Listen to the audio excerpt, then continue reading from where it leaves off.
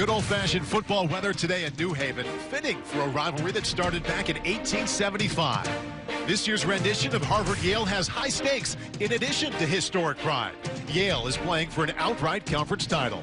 Old school tradition meets here and now relevance for the 134th playing of the game.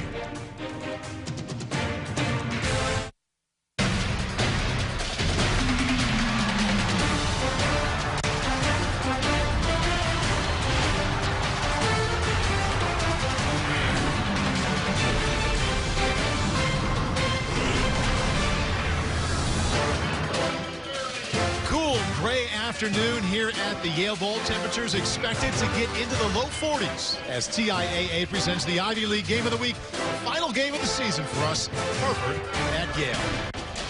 Thanks for being with us. I'm Paul Burmeister, and welcome to the Yale Bowl. All season long, the parity in the Ivy League has been a headline here. In fact, just last week, we were talking about the possibility of 7 Ivy League teams sharing the conference title. Well, a whole lot has changed in a week, and the biggest domino to fall happened last Saturday at Princeton. Yale, with this scene here, coming back from a 10-point halftime deficit to knock off the Tigers. That earned them at least a share of the conference title. A win today, and the celebration would be even sweeter because it would mean the conference title was theirs and theirs alone. Looking forward to the company of Ross Tucker throughout the afternoon. So Yale in very good position here, but a lot of folks at Columbia and also Dartmouth pretty interested in what's happening here. Yeah, it's not over yet. Yale has at least a piece of it. They want the outright title badly, Paul. They have not gotten it since 1980, but folks in both Columbia and Dartmouth will be rooting extremely hard for Harvard to pull off the upset so they can get a piece of championship as well. A year ago before this game, Yale came in with only 2 wins. What are the reasons why, the main reasons why they're in this spot now? Well, let's talk about both of them. They have an excellent senior offensive line, but the quarterback, Kurt Rawlings, was the Ivy League Player of the Week last week. Look at what he did after they fell behind 24-7. He was nearly perfect, Paul, when they needed him to be. That was huge. They also have a freshman running back in Zane Dudek, who has absolutely taken the league by storm. You see that jump cut right there? He has such good vision. I mentioned the senior veteran-laden offensive line. He's a stud. Third member of our team is Carolyn Mano. Here she is with Yale head coach Tony Reno. Well, Coach, you come into the game as a favorite today, but we know that this particular matchup has its own set of rules. What's the message being enforced with your players this week about how to approach this game? Well, you throw the records out when this game is, as we well know, especially from last year. So our biggest thing we've done all year is really just to continue to focus on winning plays and winning one game at a time, focus on 1 week at a time. And kids have done a nice job in practice, and they know this will be our biggest test yet. Your run game's been well documented. What do you expect from Harvard defensively to try to slow the run down? Well, I'm sure they're going to try everything they can to do that as well, as both teams will. You know, if you can eliminate the run from the game and force teams to throw the ball, you make them play one-handed. So I think we'll see that on both sides. What's more important to this football team and to you, winning an outright championship for the first time since 1980 or simply beating Harvard today? Both. If you had to pick. I can't pick. They're both important. Coach, thank you. Thank you. And we are so used to Harvard being in a position here to play for a conference title. Not the case this year. They do have a winning record, but you can't deny it, Ross. They have taken a step back. They have, and there's a bunch of reasons for that. They have some injuries. They've also been up and down at the quarterback position. You see Coach Murphy, unprecedented success they've had over the last 16 years. But he said it's been a very trying year. They've had to work for everything they've got, and they've played 2 quarterbacks in almost every game, Paul. That's not a recipe for success. They will start the true freshman, Jake Smith out of Central Michigan. We were impressed with what he did in the Princeton game earlier in the season. Very similar to a lot of the Harvard quarterbacks that have had success. He is equally dangerous with both his arms and his legs. Getting to that time of year, Ross, where the tradition comes in. So many stadiums around the country, including here at the Yale Bowl. But how about this? They started playing this rivalry all the way back in 1875. This rendition for Yale has the possibility of an outright conference title for the first time in 37 years. Kickoff of the game on the other side of the break. Yale Bulldogs led by their seniors coming out onto the field. A perfect 4-0 so far this season at home. Looking to get that last one against their arch rival, the Harvard Crimson. Head coach for Harvard is Tim Murphy. He's on the sideline with Carolyn Mano. Paul, thank you. You come into this game, coach, for the first time in well over a decade without being in contention for the title. But how does that simplify things for you in terms of what this game is about? Well, it's always about pride. Any rivalry game, pride in your school, your program, and your football team. How significant is not having your running back, Charlie Booker, today? Charlie's a great player. He's obviously one of the great backs in our league, but Champ and LJ, they'll be able to pick it up. For you guys to be successful today, and we've seen in this matchup over the years that just about anything can happen, what will you need to do? We'll need to be able to get off the field defensively. They've done a great job possessing the ball with their run game. Secondly, they're a high-risk, high-reward defense, so you've got to make some big plays. Coach, thank you. Thank you. Paul? Carolyn, Coach, thank you very much. And so much history to consider when they started playing back in 1875. Ross, I think for what's happening here recently, you got to think about the fact that Harvard has won the last 7 times they've been on this field. They have, and you see last season at the bottom of the screen, that was huge. All the Yale students went on the field after the game, stormed the field because they had finally ended that streak. It's kind of weird that here we are the very next year, and Yale actually comes into this game as the favorites. You heard Tim Murphy mention to our Carolyn Mano just a moment ago that Charlie Booker will not be playing. He has an upper body injury. This is huge. Any team would miss it starting running back, but he's the #2 rusher in the Ivy League. Right, you could argue he's the best running back in the league. Certainly there are some other good ones as well as Zane Dudek. So instead they're going to have to go with the freshman, Aaron Champlin. So we'll have 2 freshmen starting at running back in this game. You don't see that very often. A couple of captains you see right there. Number 17 for Yale, fantastic career he has had, Spencer Rimashevsky. And on the opposite side, number 35 was Luke Hutton, captain linebacker for Harvard.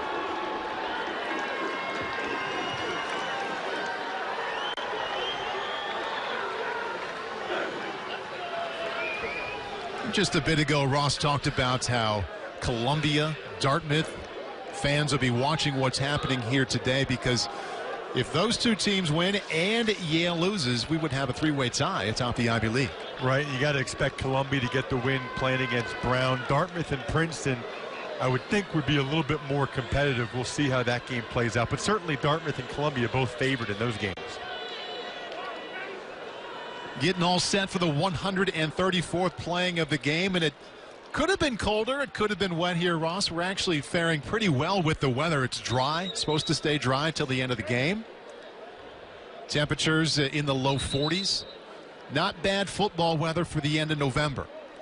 No, it's perfect football weather, and just seeing all the cars piling in here 3 hours before the game, all of the tailgates, pretty much as far as the eye can see in every direction. It's truly unique as it relates to Ivy League football. There's a reason why they call it the game. And it's nice to see that flag doing what it's doing. It's not very much. Both the quarterbacks, the freshman Jake Smith and Kurt Rawlings for Yale, will appreciate that anytime they go to throw. Although we do expect the Yale offense to come out running. Zane Dudek, top rusher in the Ivy League, getting ready to come on the field for the first time. Ross, truly amazing what Yale has done to get to this point when you consider a year ago they came in with only a pair of wins, pulled off the upset.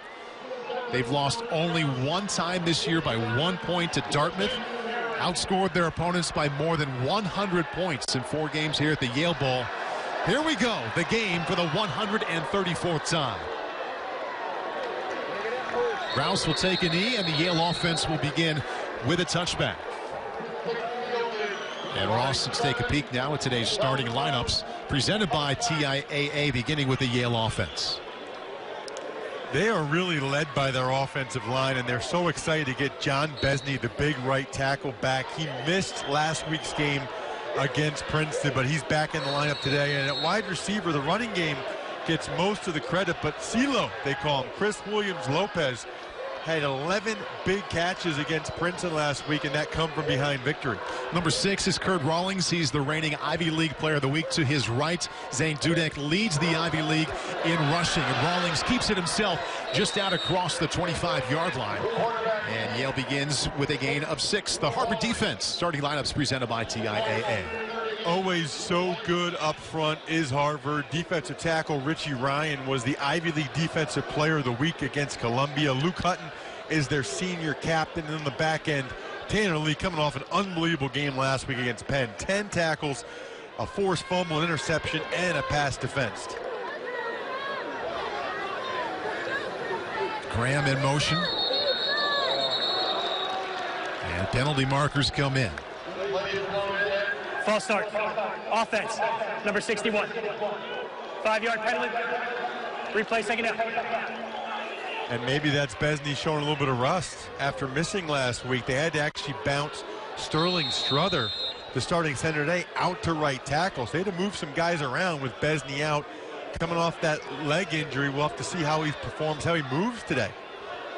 Don't be surprised at all to see number 33, Zane Dudick, get his first carry of the game. The only rusher in the Ivy League over 1,000 yards. And there he is off the right side. And there's the Harvard defense there to make a stop to bring up 3rd down and 5. Carolyn asked Tony Reno a good question before the game about Harvard trying to load up to stop the run. The problem is everybody's done that, and no one really has had that much success. Your best bet, though, and it's in part because of the Besney penalty, is to get them in these 3rd and long situations where they have to throw. You kind of take Dudek out of the picture, although he is a pretty accomplished receiver out of the backfield also. Rawlings pretty accomplished himself when it comes to throwing. 67% right now, the best ever at Yale for a single season. Nice pocket to stand in, and the Harvard defense right away producing a 3 and out. Harvard loves to play zone coverage and keep everything in front of them, Paul. That's exactly what they did there. There was nowhere to go. And the Harvard defense gets this game off to a great start with a 3 and out. And they should get pretty good field position. They have the best punt returner in all of FCS football, Justice Shelton Mosley. Almost 19 yards of return. We'll see what Yale's strategy is to try to keep the ball away from number 17. Maybe kicking the ball out of bounds. This one right to him, calls for the fair catch, and the Harvard offense will begin from its own 38-yard line. Justice Shelton Mosley coming off a game 2 years ago here at the Yale Bowl, over 100 yards receiving and also a couple of receiving touchdowns. Let's take a look at today's starting lineups for the Harvard offense presented by TIAA. Pretty much the entire offensive line will be back next year, led in part by junior Tim O'Brien. The left tackle might be the next Harvard offensive lineman to get a chance at the next level. Aaron Champlin, Coach Murphy told us he is going to be an excellent, excellent player in this league, only a freshman. Tony Reno telling us during the week right away in our conversation his top concern with his team was stopping the run game. Well, they're without their top runner in Charlie Booker. It's all on Aaron Champlin. Smith right away to the air. Coming underneath, Justice Shelton Mosley. Harvard first down inside of Yale territory. Shoved out of bounds by Spencer Rimashevsky. That's a gain of 21. Well, Yale came with a blitz. You see both linebackers blitz. It's picked up. Yale plays almost exclusively man-to-man coverage, which is not easy for Rimashevsky to have to try to stay with a guy like Shelton Mosley on those crossing patterns, and Harvard's already in Yale territory. Pushing the pace, Champlin off the left side and brought down at the 40-yard line. And get used to this name, Foya Aluakon, the senior linebacker. He has had an unbelievable season. Finally playing linebacker after playing safety so long. He has really taken to it. He has rare speed and athleticism for the second level. He is one of a couple of Yale defenders that are very likely to at least get some opportunity at the next level. One of 7 seniors starting on defense for Yale. Smith stands in, second catch of the day for Justice Shelton Mosley. Be about a yard short of a first down. Let's take a look at the Yale starting defense presented by TIAA. The D-line has gotten after people all season, including Kyle Mullen, who has 4.5 sacks. We mentioned Foye Aluakon. Matt Opplinger, number 22, has been outstanding. On the back end, Hayden Carlson is the leading tackler for the Bulldogs, 12th all-time in school history. And that was just enough for a Harvard first down, their second of their opening possession. 1st and 10 from the 31. Champlin up the middle. Yeah, just across the 30. Before he met the heart of that Yale defense. Gain of about 3 yards. So Yale defensively in the Ivy League, you see a lot of firsts there, and a lot of coaches say it doesn't get more important than rushing yards and preventing points, and they're #1 in both of those spots. And to think that they're #1 in all those categories, even though they gave up over 500 yards of offense and 31 points to Princeton last week, that tells you a little bit about just how good they've been this season. Another short gain for Champlin of 1 to bring up 3rd down. In a passing situation, Justin Shelton Mosley already with 2 catches today, Ross. And it looks like Spencer Rimashevsky, number 17, is going to pretty much travel with Shelton Mosley wherever he goes. So that matchup, 17 against 17 at the top of the screen, is one to keep an eye on. This also could be 4-down territory, Paul, so don't be surprised if maybe Smith, the quarterback, runs it on this play. Shelton Mosley told us Rimashevsky was the best corner he played against as a freshman here 2 years ago. Doesn't have him that time. Shelton Mosley inside the 10-yard line. It'll be 1st and goal, Crimson. Gain of 18. Yeah, if Jake Smith, the freshman, is going to get this much time, they're not going to be able to stay with Shelton Mosley. He's just too quick. You got a linebacker trying to cover him that time in zone coverage. Ronnie Meter at 245 pounds. That's asking a lot. Terrific game plan from Harvard to start this game with these crossing patterns to Shelton Mosley. 3 receptions, Shelton Mosley, 1st and goal. This is Champlin, and he's brought down at the 8-yard line.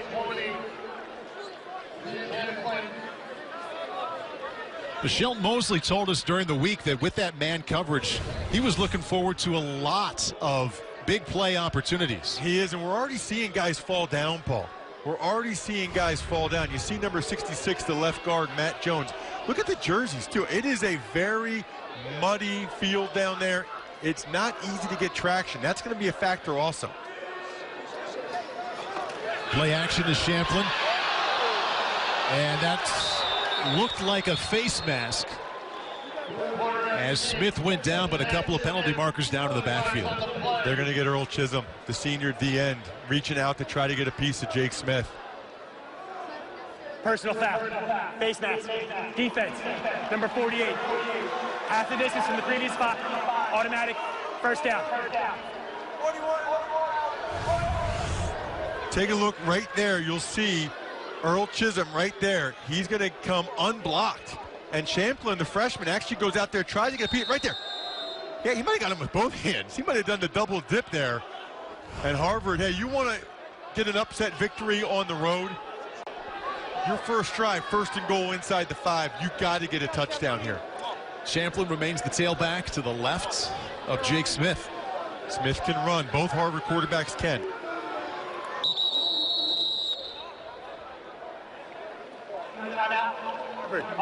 First time out, 30 seconds. Now, the Harvard Crimson didn't score a single touchdown in a loss last week to Penn, but on their first drive, Jake Smith, just as Shelton Mosley hot. It'll be 1st and goal from inside the 5 when we come back.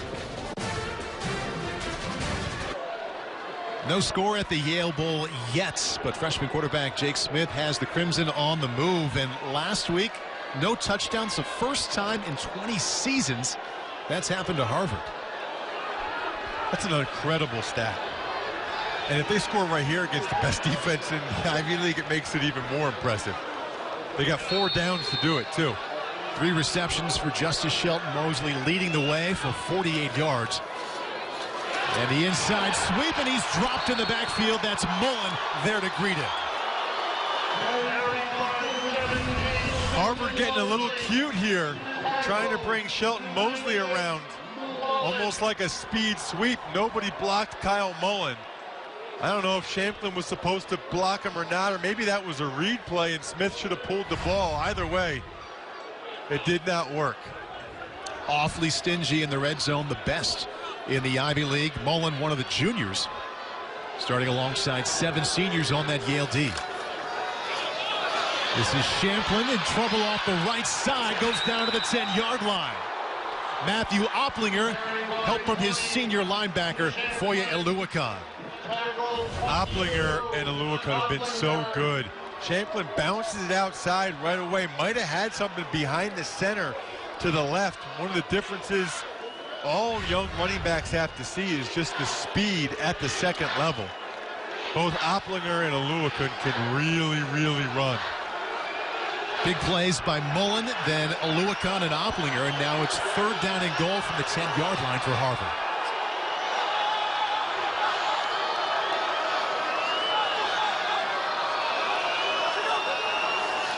Bulldogs bring 4 and get to him with 4. John Harubin with a sack for Yale. Things went south for Harvard after that timeout. They had it rolling. It feels like they lost all the momentum. Certainly got a little too cute there on that 1st down run, and right there things just caved in on freshman quarterback Jake Smith. Tried to use his legs, but unable to get past the grips of Harubin. 1st and goal from just inside the 5. The front 7, the Bulldogs living in the backfield on 1st, 2nd, and 3rd down is Jake McIntyre from 29 yards out. And Harvard comes away with 3. You almost got to feel like that's a win, though, if you're Yale. For Harvard to be that far down and the Yale defense to step up when they needed to save 4 points for their team. Let's take a look at that goal line stand one more time, Paul. It started with Harvard trying to get a little tricky there to Shelton Mosley. Then Champlin, the freshman running back, bounces outside. Yale was there, and then the pocket caved. Smith did the right thing by trying to step up in the pocket, but even Yale's defensive tackles are athletic enough to be able to chase him down like that. #1 scoring defense in the Ivy League on the sidelines, regrouping, at least salvaging by coming on strong, as Ross showed at the end of that drive, to keep it to 3 points. And now, Ross, we get another look at the Yale offense. 3 and out the first time, and now trailing. Pretty used to this position. You look back at the majority of that game last week. They trailed against Princeton. Trailed by double digits at halftime for the first time all season. Now they get to try and come back again. The good thing for Yale is, obviously, it's very early in the game. They only even gave the ball to Dudek, which is their money guy, 1 time on that first series. Download the NBC Sports app to watch thousands of live spins. 17-7, 24-7, before coming back to win 35-31. Impressed me about going back and looking at that game, Ross. A lot of coaches talk about balance. Yeah, we've got balance. Well, even though they were down that much for so much of the game, Zane Dudek still had more rushing attempts than Kurt Rawlings had passing attempts in that kind of comeback. Career high 35 for Dudek. Top leader, top rusher in the Ivy League, picks his way out there to the 25-yard line. Gain of 5. It's amazing he had 1 major scholarship offer. With the production we've seen this season and that kind of talent, talked to Penn State and Stanford about maybe walking on, but in the end, made a good selection here at Yale. Yeah, I think he's not only the best freshman in the league, he's got a heck of a chance to be the player of the year in the Ivy League. That 1 scholarship offer was to Kent State. On the move now, Ross draw, and that's no gain. Harvard defense off to a nice start. Tim Hale with a stop. The freshman Isaiah Wingfield got in there as well, and again, Yale faces themselves in a 3rd down situation where it's an obvious passing down. This is what you want if you're Harvard. 3 wide receivers to the right of Kurt Rawlings. The one to the left is the man who just caught that ball, Ross Draw.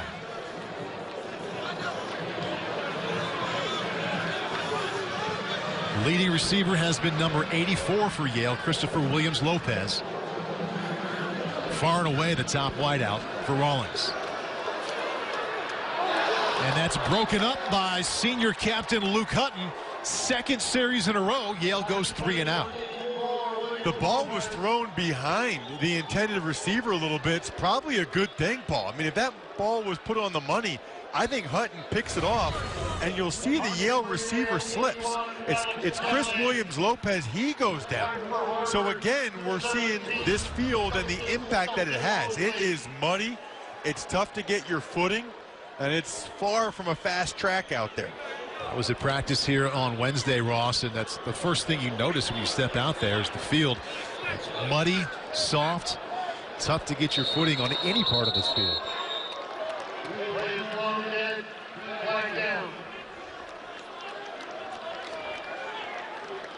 False start. 19. Offense. 15-yard penalty or 5-yard penalty. Still 4th down. Wide receiver Tyler Adams there. And by the way, Paul, I think it's great. I think the field's great. You know, I mean, with all the artificial turf fields, with all the fake grass out there, what's wrong with a little mud? You know what? What's wrong with a field like this? I think it looks beautiful. Brown is beautiful. Probably didn't look a whole lot different back in 1875. First time they played, and Harvard won 4-0. Justice Shelton Mosley, top punt returner in the nation, second time in a row, has to call a fair catch. Last year in Cambridge, Harvard was expected to win, but Yale with an incredible performance and some trick plays late in the game. Well, you see the fake field goal, then they went with the onside kick. I mean, to pull off a big upset like that was, you have to have a lot of things go well. Terrific catch by Klubnik under duress, and then Rawlings again found Klubnik, who reached across the goal line, and that was a special environment. Look at the background. You see all the Yale students. That's like a 10-foot drop, man. I was checking that out when we did the Princeton game earlier this year. I still can't believe they all just jumped off of it like that. How do you make a 3-7 season feel good? You beat Harvard like that on the road to end your season. Really kick-started everything this year.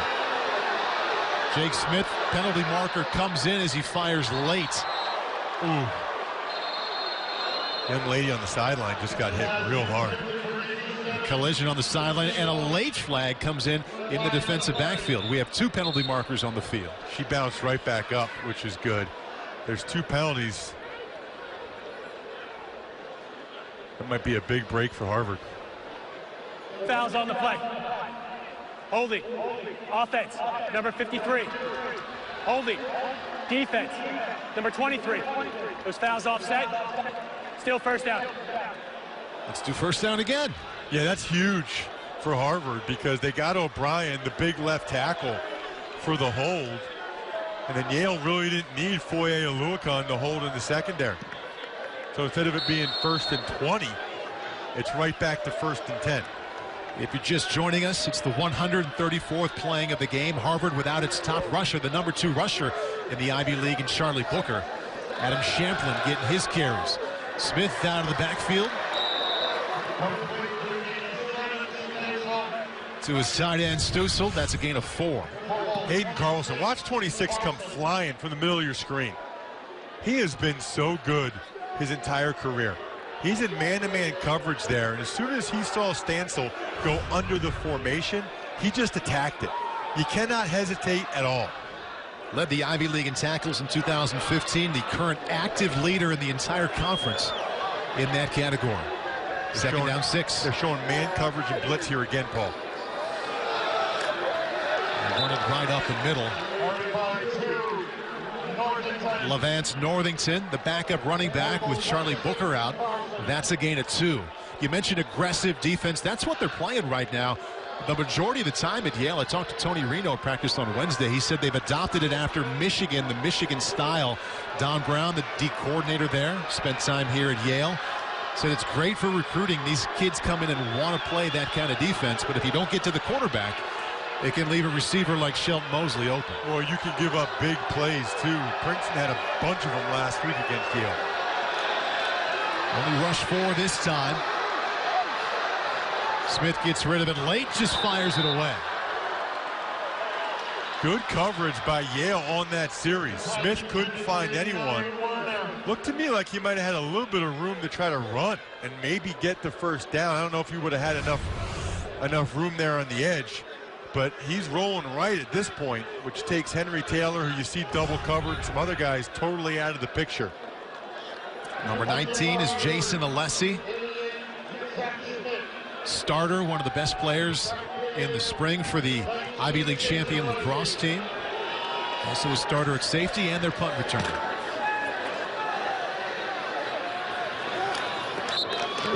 And the senior from Bloomfield Hills, Michigan. Fair catch at his own 9-yard line. Yale offense back on the field, trailing 3-0 when we come back to the Yale Bowl. Yale win last Saturday at Princeton wasn't any type of win. They trailed 14-0 at one point. A furious second-half comeback would follow. Kurt Rawlings to Ross Strahl, then Zane Dudek finishing a drive off like he's done so many times, and then the celebration was on. You know, that said, Paul, as great as last week was and this season's been, it would really damper what they've accomplished if you lose today. I mean, you lose to your rival and you lose the chance to win the outright championship. First down and 10 for Kurt Rawlings just inside his own 10-yard line. Looking for his second completion, has it to J.P. Shofi. First down, Bulldogs. Let's go to the Yale sideline and check in with Carolyn Manham. Well, thanks, Paul. You and Ross both know how intense head coach Tony Reno is. He doesn't say much, but what he says matters, and he's really preaching physicality, intensity, and telling the sidelines to get very involved. You know, he preaches relationships, Ross and Paul, players and players, coaches and coaches, in addition to coaches and players, and he wants a little bit more intensity down here from the sidelines as they look to get some momentum. Carolyn, thank you. Mainly wanting some production from his offense. That was the first down of the game for them. That's Melvin Rouse off the left side. Yeah, just playing amateur psychologist, Paul, and you played football at a high level as well. You know, Yale's season was made last week by winning a piece of the championship. But Harvard has to win this game to have something positive coming out of this. I mean, a win today would make Harvard's season. And for Yale, they want to win just as much, and they want to beat their rivals and have a chance to be the outright champion. It's just not quite the same, and I feel like you can see that so far in this game. I feel that sense of urgency coming out of their sideline. That's well overthrown by Kurt Rawlings. And a theme here now in the first quarter. Going to see it again, third down and long for the Yale offense. Harvard defense is playing fantastic. Look at that, by the way. 7 wins every year since 2001. They will not get there this year. Head coach Tim Murphy during the week told us it's the greatest bull market in Ivy League football history. He's right. He's right. I mean, it's ridiculous that they've had that kind of consistency. Tony Reno, the Yale coach, said, hey, that's what we're all shooting for. It's unbelievable that they've been this good for this long. 16 seasons in a row, 7 wins or more. Never been done in the history of the Ivy League, and it ends right there at 17. 3rd and 7. Rawlings underneath, and he lost it. That's a fumble. It's being ruled down. At the 35-yard line. Ross Strahl lost it after he was down. Let's take a look. There's no replay in the Ivy League. He bobbled it. Ooh, man, I don't know. As he was going down, it looked to me like Tanner Lee ripped that ball out. Let's see if the elbow or a knee gets down before that ball gets ripped out. Whew. I don't know. That first angle we saw, it didn't look like it, but it is immaterial here in the Ivy League. As you mentioned, Ross, no replay, so it's first down Yale. Zane Dudek off the right side just across the 40-yard line for a gain of 5. That feels like a gigantic first down for Yale. You know, throw the ball short of the sticks and to have Draw power through to get that first down on 3rd and 7. Maybe Yale can finally get the offense going now a little bit. See if they can get the #1 rusher in the Ivy League, Dudek, involved a little more here. Play action. Penalty marker comes in just as the ball was snapped. Yale's been hurt by penalties so far in this game. False starts. False start. Offense. Number 88. 5-yard penalty. Still second down. A lot of penalties at the beginning of the season. We've seen even more here today, Ross. When I was at practice Wednesday, I walked down the tunnel with a referee, all dressed up, an official. Once a week, they have a ref come to practice, and that started because there were so many yellow flags at the beginning of the season. They tried to clean it up during practice, although they're not off to a good start that way today. No, 3 false start penalties and a critical hold against Aluakun as well.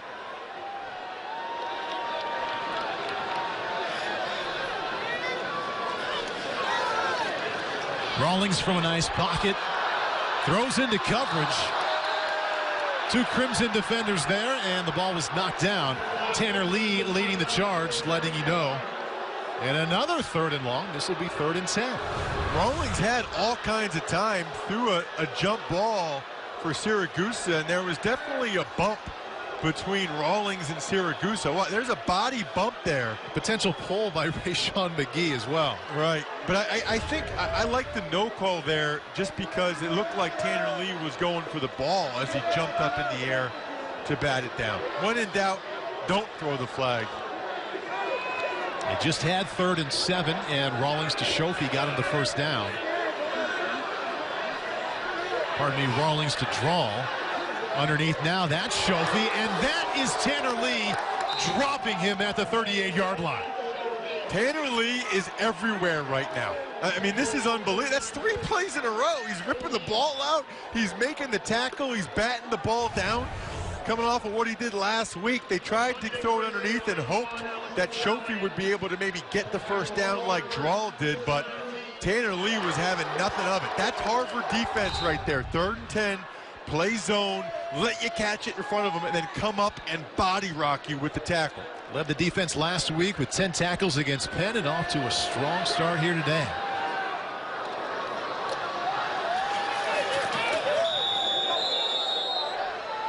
Top punt returner in the Ivy League won't get his hands on that. He was happy he took the deal. Look at that, by the way, Paul. Probably not what probably pretty much what you'd expect, actually, if you're thinking about Harvard, Yale, Princeton, Ivy League schools. Wow.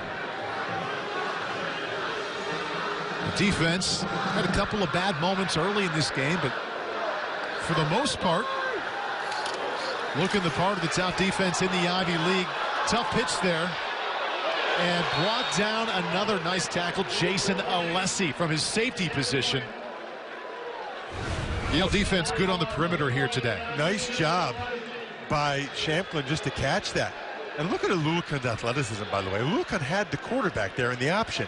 Then he changed his direction, get down the line. That's a 235-pound linebacker getting down there to get a piece of the play if Alessi hadn't been able. And look at the mud starting to get on these guys' helmets and in their cleats. 2nd down 8. Smith in trouble in the pocket, goes down.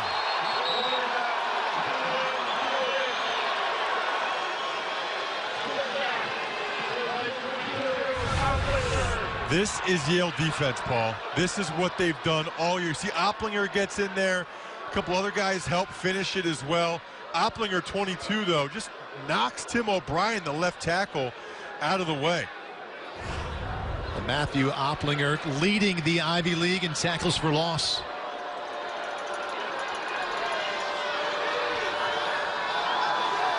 And that's going to do it for the first quarter.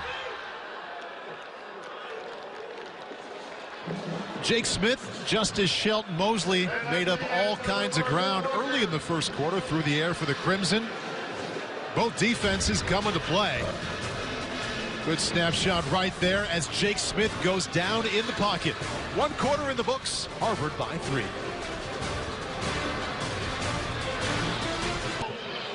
Welcome back to the Yale Bowl. 2nd quarter set to begin with Harvard on top 3-0. That's Tony Reno, head coach for Yale in the center. Perhaps the biggest reason his team will have at least a share of the Ivy League title is that turnaround you see with the defense. It's unbelievable. There's a couple reasons for it, Paul. Number one, a lot of these guys have been playing 2, 3, 4 years. Plus, they got a couple guys back that missed last season. Number 96, Kapachi Tyler, and 17, their captain, Spencer Rimashevsky. From last in scoring D to first this year. 3rd down and 15. That's a completion, but well short of the first down. The Yale defense, after a tough start, coming back here now. They really are. It's been a nice job that they've done on 3rd and 15 too, to keep him in front of you. That's a freshman right there, Micah Awudaron. Terrific job. You see some of the freshmen that they have too, some of the athleticism coming up. He's sort of the prototypical linebacker, the next Foye Aluakun maybe. You hear a lot about adjustments, about the adjustment by the Yale defense early. Justice Shelton Mosley had 3 catches on that first scoring drive and hasn't touched it since. Alessi lets that one roll down to the 31-yard line. And now the Yale offense, see if it can put points on the board for the first time. And we just talked about the defensive turnaround for Yale. Offensively, the loss. We were here a little over a year ago on a night against Penn when they really struggled to score. Scored a late touchdown that didn't mean much. They go from 20 points a game last year to nearly 36 this year. I mean, look at the last two numbers. More than 2 yards per carry and a third of the sacks. It's really been an incredible turnaround. And both coaches, Tony Reno and Tim Murphy, talked about, you know, last year's game, last year's upset win for Yale being the springboard.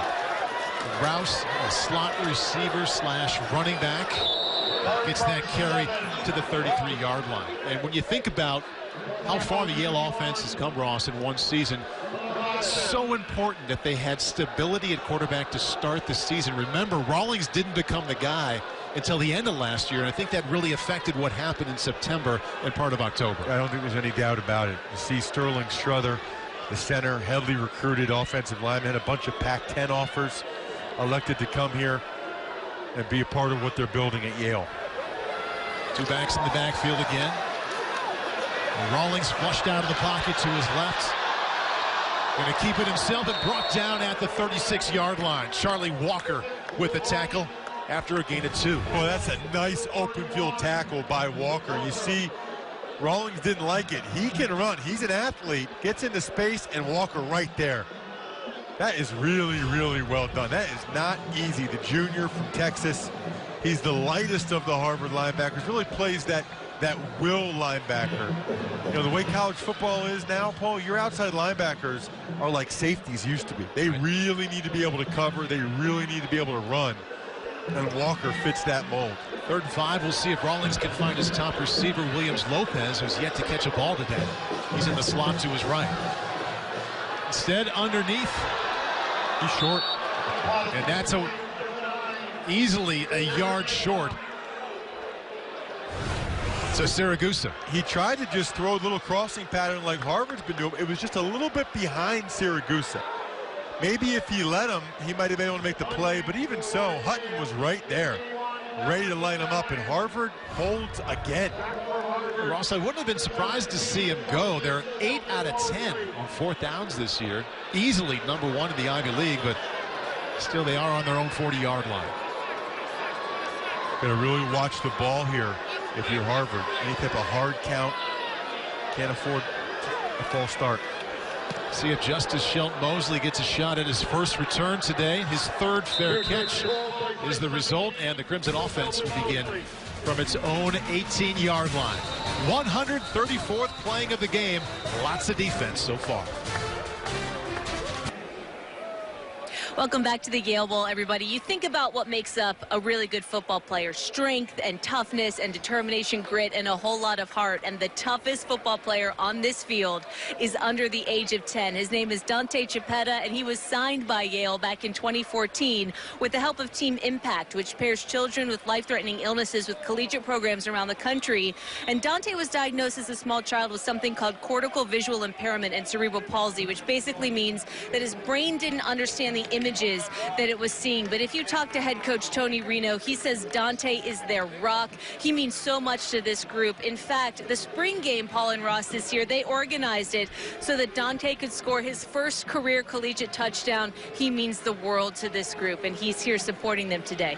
Well, it's a great story, Carolyn. It's an awesome program. I know the quarterback coach, Kevin Cahill, even ran the Boston Marathon in part to raise funds for Team Impact. Really cool. It went very well with Carolyn's words. The shot there of Spencer Rimashevsky exchanging a hug with him in the tunnel before the game. Well done. 1st down and 10 for the Harvard offense.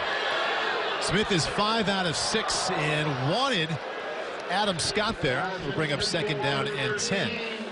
We talked about it during the week on the conference call with the coaches for Harvard, Ross, that Adam Scott has had a nice season, but hey, the numbers are down from last year. Well, last year he had an unbelievable year. And really, I think even Shelton Mosley's numbers are a little bit down. Yes, they are. It feels like they've given the ball to Shelton Mosley more. Scott has become almost a forgotten man at times. We'll see if Harvard tries to get back to those crossing patterns with Shelton Mosley.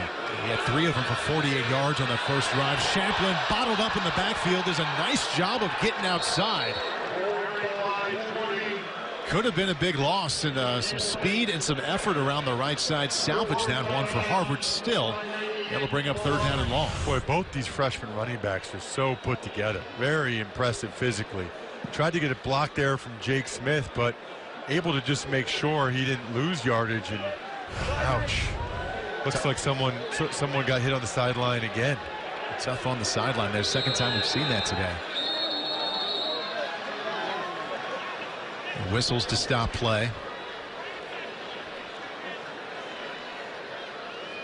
And you can see. Yeah, it looks like up at the top of your screen, up there, they're showing her. 3rd down and 10.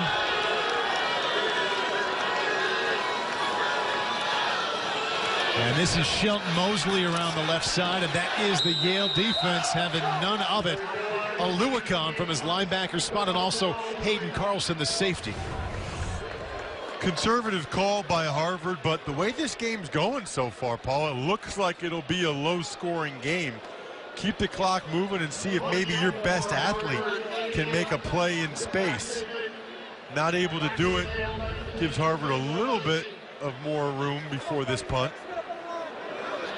The Harvard offense, since that initial field goal producing drive, done nothing. And now Jason Alessi back to receive. Fair catch just inside of Harvard territory at the 49-yard line. Tomorrow, 3 Eastern, only on NBC. Well, it's the best field position for Yale so far. Let's see if they can do something with it. Kurt Rawlings coming off an Ivy League Player of the Week performance. 26 out of 34 last week at Princeton. In that come-from-behind win, and that's Dudek. Top runner in the Ivy League, has had a tough time getting going. Picks up 1 yard. There's nothing there. I mean, there is just nothing there for Dudek right now. Take a look at the bottom of your screen. He goes out there and is blocking on the last series. Went out after that play. Might have been a little shaken up. That's the play where Rawlings was tackled in the open field by Charlie Walker.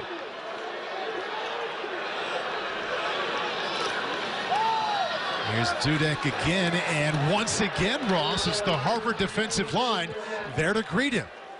Boy, they have come to play. Chase Guillory, number 45, among the guys in there. He identifies that, then Charlie Walker comes in. Both linebackers there up to the task. I mean, you're talking about a guy that's averaging close to 8 yards a carry. 7.9 in all of FCS football, yet Guillory in this Harvard front seven has kept them in check. You look at Harvard right now, everybody's back near the sticks, Paul. They're going to be in zone coverage again and let Yale complete it in front of them and make the tackle if Yale tries to do that again. They're just 1 for 5 on 3rd down. And now 1 for 6 with a turnover. Luke Hutton from his linebacker position. Running, that pick. Yeah, running down the seam against the tight end, Jaden Graham. The ball's just a little underthrown. But Hutton's with him stride for stride. What a play. The senior defenders for Harvard have come to play. Tanner Lee, Hutton, Guillory, they are playing their butts off so far. Ross, as a quarterback, if you see a linebacker running with your tight end, you take that every single time. And what a job there by the captain, Hutton.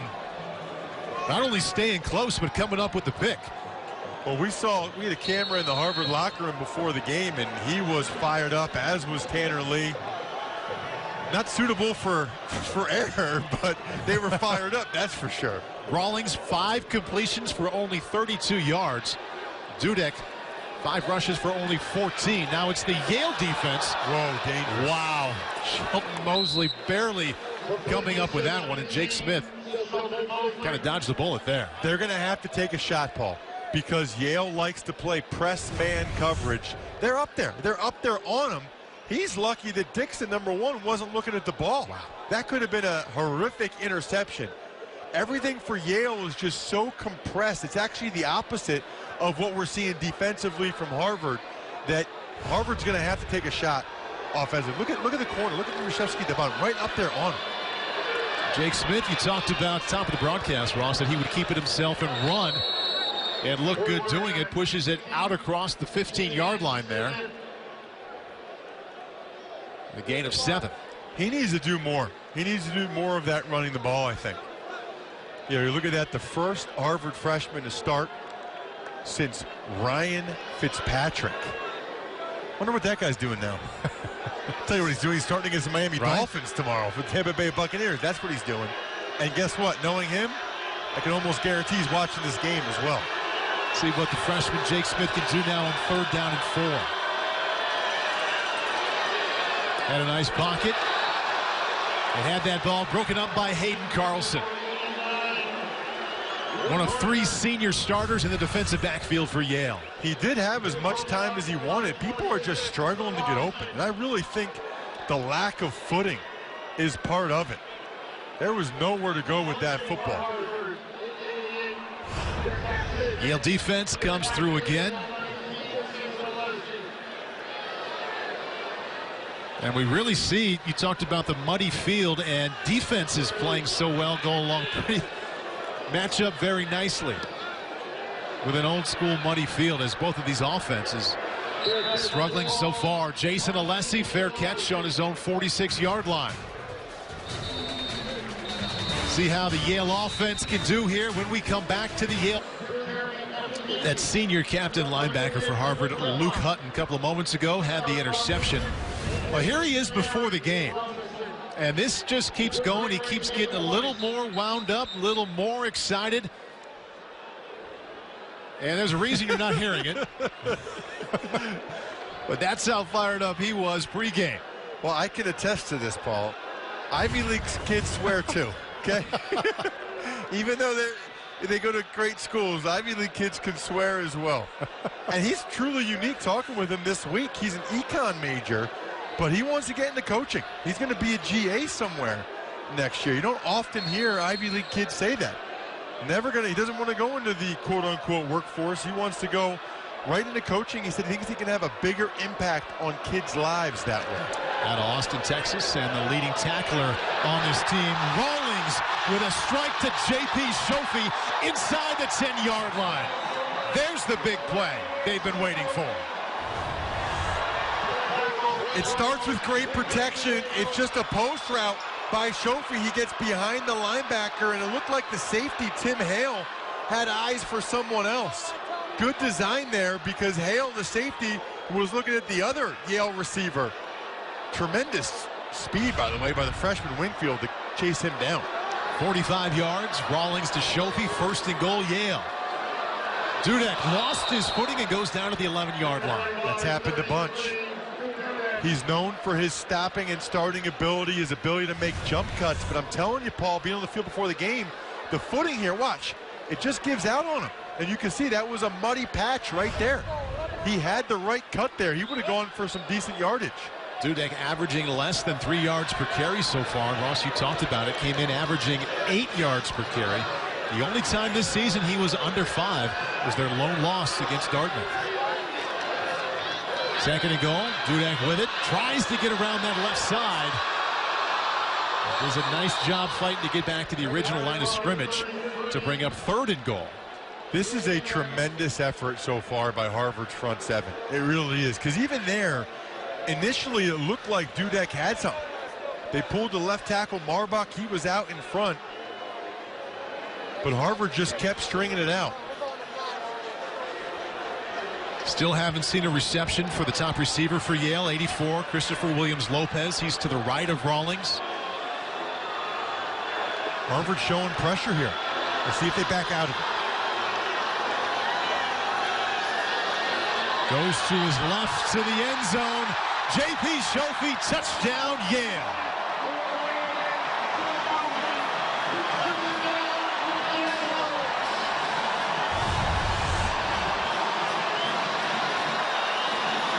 Just man-to-man coverage.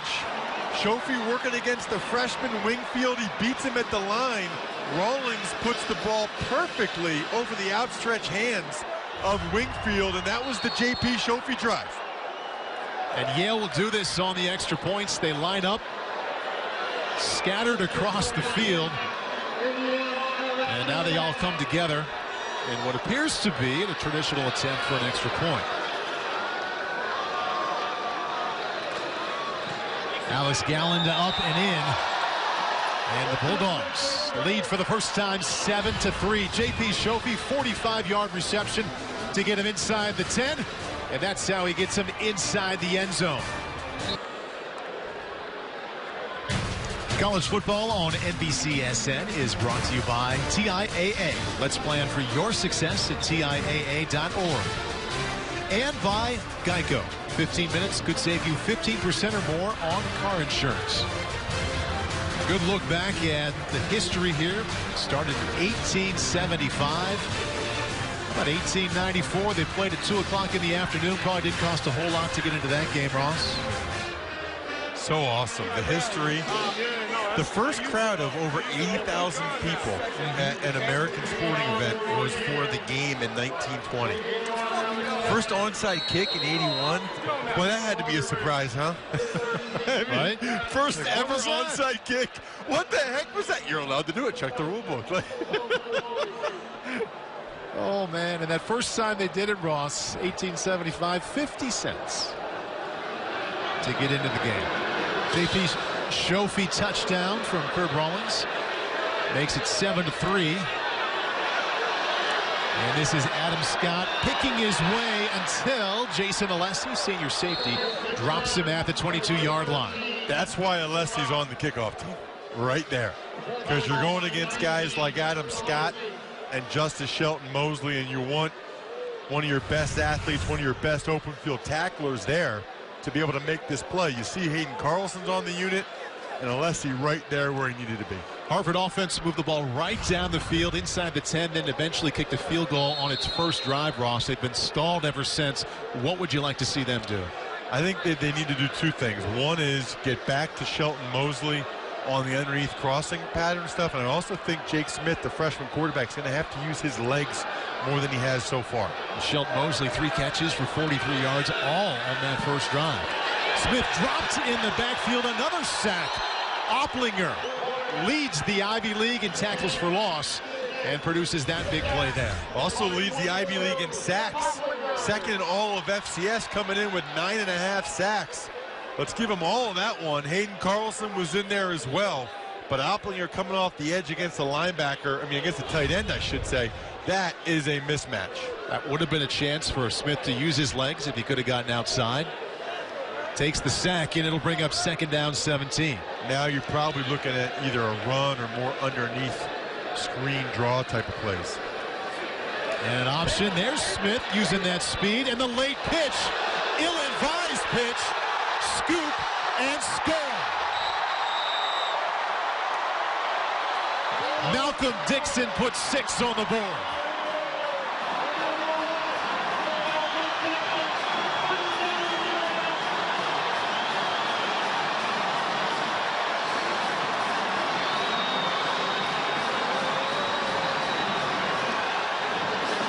Freshman mistakes, Ross, come in all different kind of forms. You said it, man. Just about to say, that is a freshman mistake that you just can't make. Maybe that was something that he did in high school. Certainly it looked like he had some room and was excited. Got on the edge, was picking up a big gain, and thought he could make an even bigger one.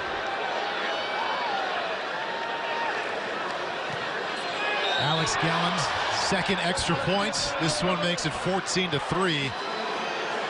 Well, Smith had something going, a little acceleration.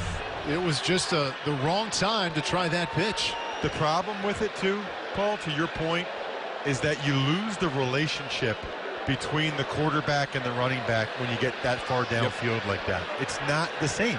They're used to making this pitch over and over again, right there. But once you get down the field like this, it's not the same distance. And it was clearly thrown behind Shamplin, and that is one that Jake Smith will learn from. Only a freshman. He'll play a lot of football for Harvard, and my guess is he'll never do that again. You bring up a great point in that you lose that relationship as soon as you get past the line of scrimmage. Another layer to that. He's a right-hander trying to make that difficult pitch with his left hand. It all adds up to Malcolm Dixon with the scoop and the score, and Tony Reno feeling a lot better these last 10 minutes. J.P. Shofie with a big catch, then a touchdown reception. They come out on the next drive. How about it feels like the last 10 seconds? I mean, 2 touchdowns in the last 5 or 6 plays. Crazy how quickly things can turn. 10 minutes of real time. Yeah, you're right. You're right. Short period of time football-wise. The squib kick. And Harvard will begin on the 25-yard line. Bit of football, or a whole lot of football on Thursday. Yep, I'll be in Detroit, taking in the Vikings and the Lions, of course. Big Thursday night game as well. Giants-Redskins coming up. See how Jake Smith can respond to his mistake and how the offense as a whole can respond to trailing now 14-3. Evades the pressure. Gets what he can just across the 30-yard line. You have to give him credit for keeping his eyes downfield and wanting to throw the football, but there's a lot of room there. You know, you'd like to see him just tuck it away and just go. The backup quarterback is a fifth-year senior, Joe Viviano, who's played a lot. You know, kind of go for broke in this game. Get every yard you can. We talked to Tim Murphy before the Princeton game in October. He said about the offense, we're a work in progress. Talked to him this week. He said we remain a work in progress. Freshman quarterback having a lot to do with that. Jake Smith steps up. Good job there. Completion out to the 40-yard line. That'll be first down Harvard. And the tight end, Dan Werner, with that reception. Well, we're going on almost 6 quarters without Harvard scoring a touchdown. Just so rare. An offense that had been so consistent, Ross, I think led by the offensive line and then just a string of talented, productive quarterbacks. And one thing I discovered from talking to you and listening to Ivy League coaches around the league this year is that the offensive line at Harvard, while respectable, just isn't quite up to the same standards. Second play in a row on the option. It's a fumble, and Yale happy to be right there and scoop it up. Wow. Hunter Roman with that recovery. Watch 23, Foye Oluoka. You know, he's got the quarterback there, and nobody really has Champlin. Another pitch to the left. That was the first one. That was a near interception earlier, and then this is the one we just saw that led to the touchdown for Dixon. Boy, those all preceded the turnover we just saw. The option to the left's not working for the Harvard offense. We'll see what the Yale offense can do from its own 38. Williams Lopez, his first reception. And he's been behind with every pitch too, Paul. You know, he's been consistently behind. He's not leading Champlin. It's been behind Champlin. And that's reception for Williams Lopez, actually for a loss of a couple. Wow, look at those yardage numbers at the bottom. J.P. Shofi, 45-yard reception on the last drive. For the big play, and there's Rawlings to his tight end, Jaden Graham. Down to the 46-yard line. Kind of surprising to see Yale come out throwing like this on this drive. You know, you're up 14-3. You get the best rushing attack in the league by far. That is struggling, though. 7 carries for only 13 yards for Dudek to this point.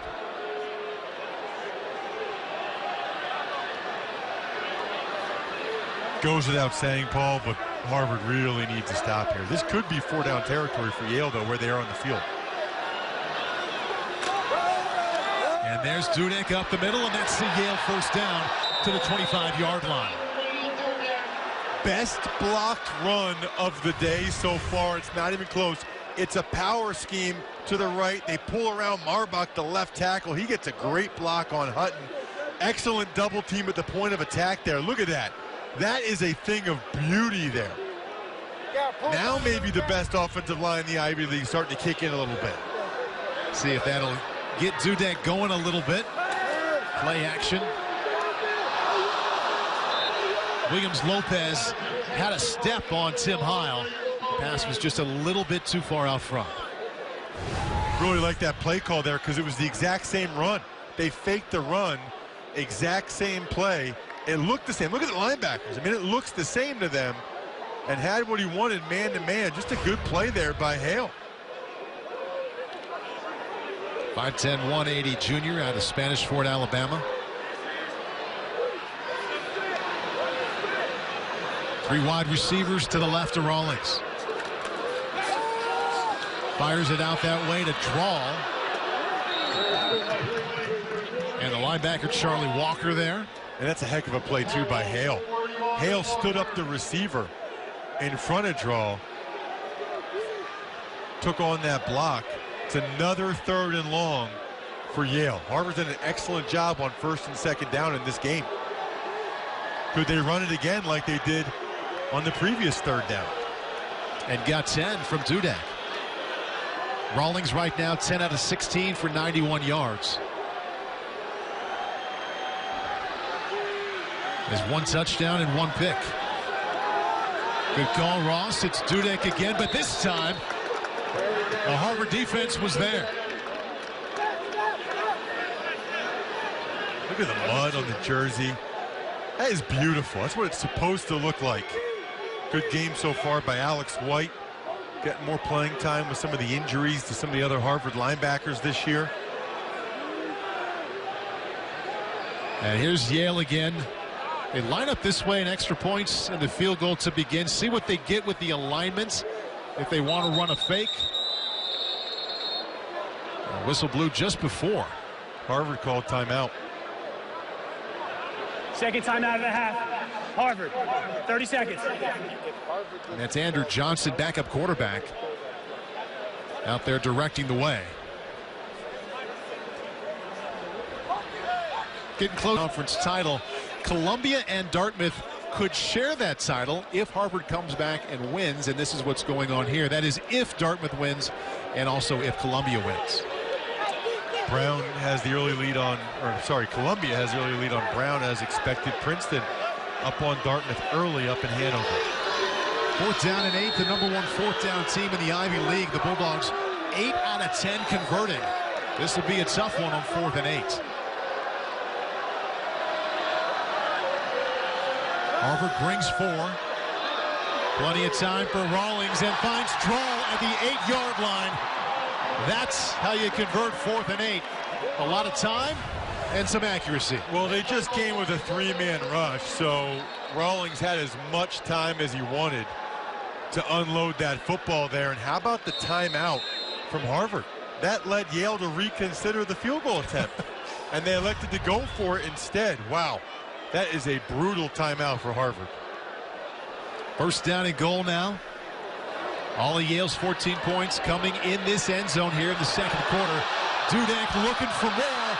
Dives into the end zone. There is a penalty marker. 2 penalty markers out at the 10-yard line. Pretty blatant hold there. This one's coming back.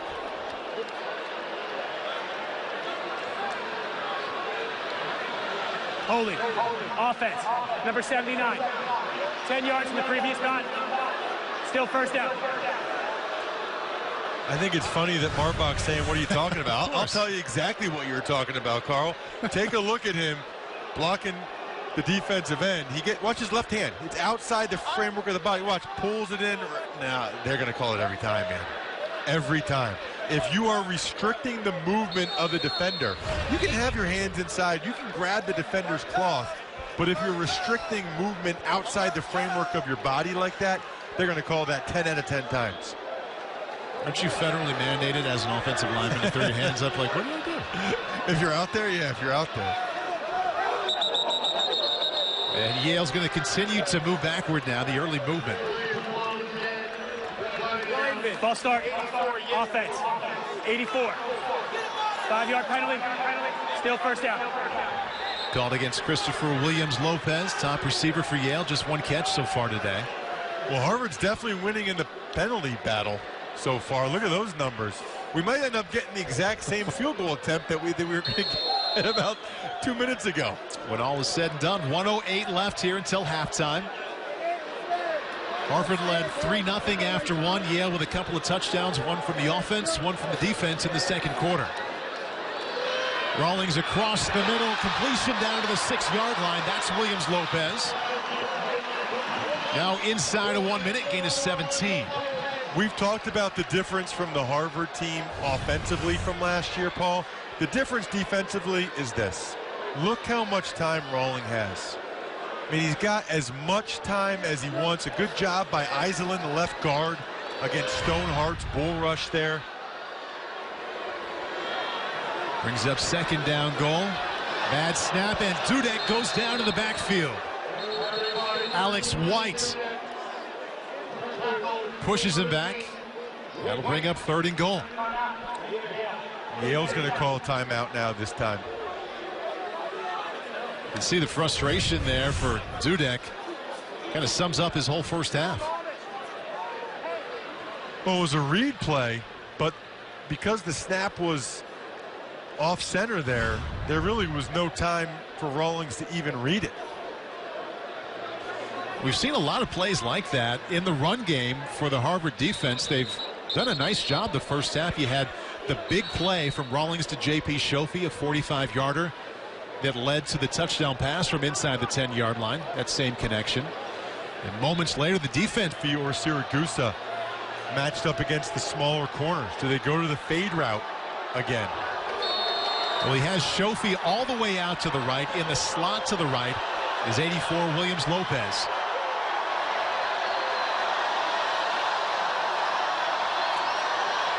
And they give it to Dudek, picking his way inside the 10, but doesn't get past the 7. Interesting call on third and goal. I think maybe they thought they could fool Harvard and pop one. Instead, now they'll let the clock go all the way down, call a timeout, and kick a field goal to go up 2 touchdowns. Well, that's 10 carries and 20 yards for Dudek, the top rusher in this conference. Front 7 for the Crimson, up to the challenge. 30 seconds.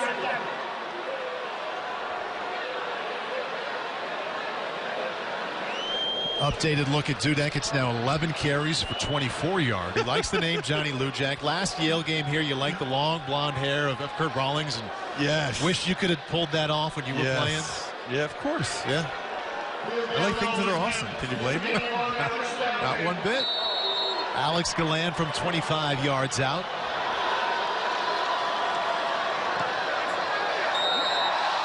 Makes it look easy. And Yale finishes the first half with an exclamation point. It wasn't that long ago they were trailing 3-0, but J.P. Shofi touchdown, Malcolm Dixon touchdown, and that field goal. And it's now 17-3. It really was the big play to Shofi, and then those 2 turnovers that enabled Yale to get a double score lead here. Let's check in on the sideline with Carolyn Manno. Well, Coach, you head into halftime with the momentum, but some penalties early and Harvard's defense really standing their ground. How would you assess the first half for you? Well, we haven't really played well in the first half, especially with the mental pieces of holding our poise on some of the formational shifts we've had and motion penalties. We've got to clean that up. I mean, you can't do that against a great Harvard team.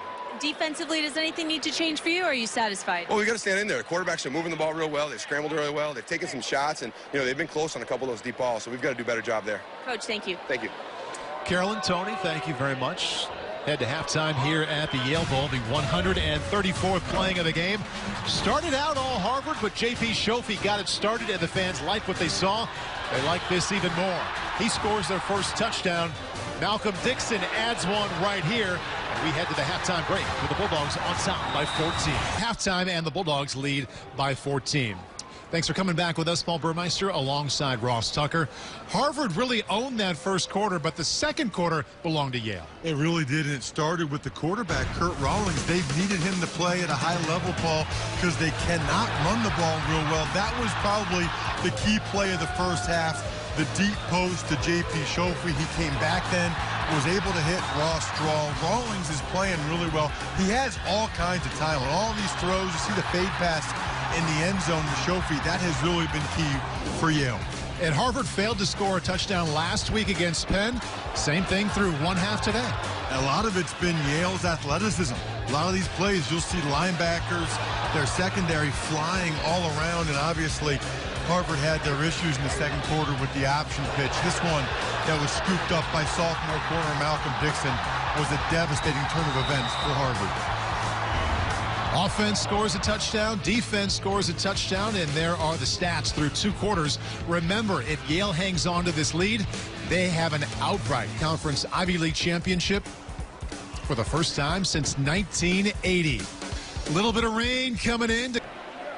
Welcome back, everybody, here with Harvard head coach Tim Murphy. And coach, some good moments from your defense in the first half, but those turnovers proved costly. What adjustments do you need to make in the second half? Well, the bottom line is we got to do a much better job with ball security. Per your point, the defense was heroic at times.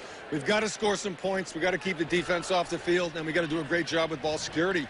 Coach, thank you. And just one other note for you, Paul and Russ. It's starting to rain down here, and with the situation on the field that you noted earlier, it's a little bit muddy. That could be a factor, Paul.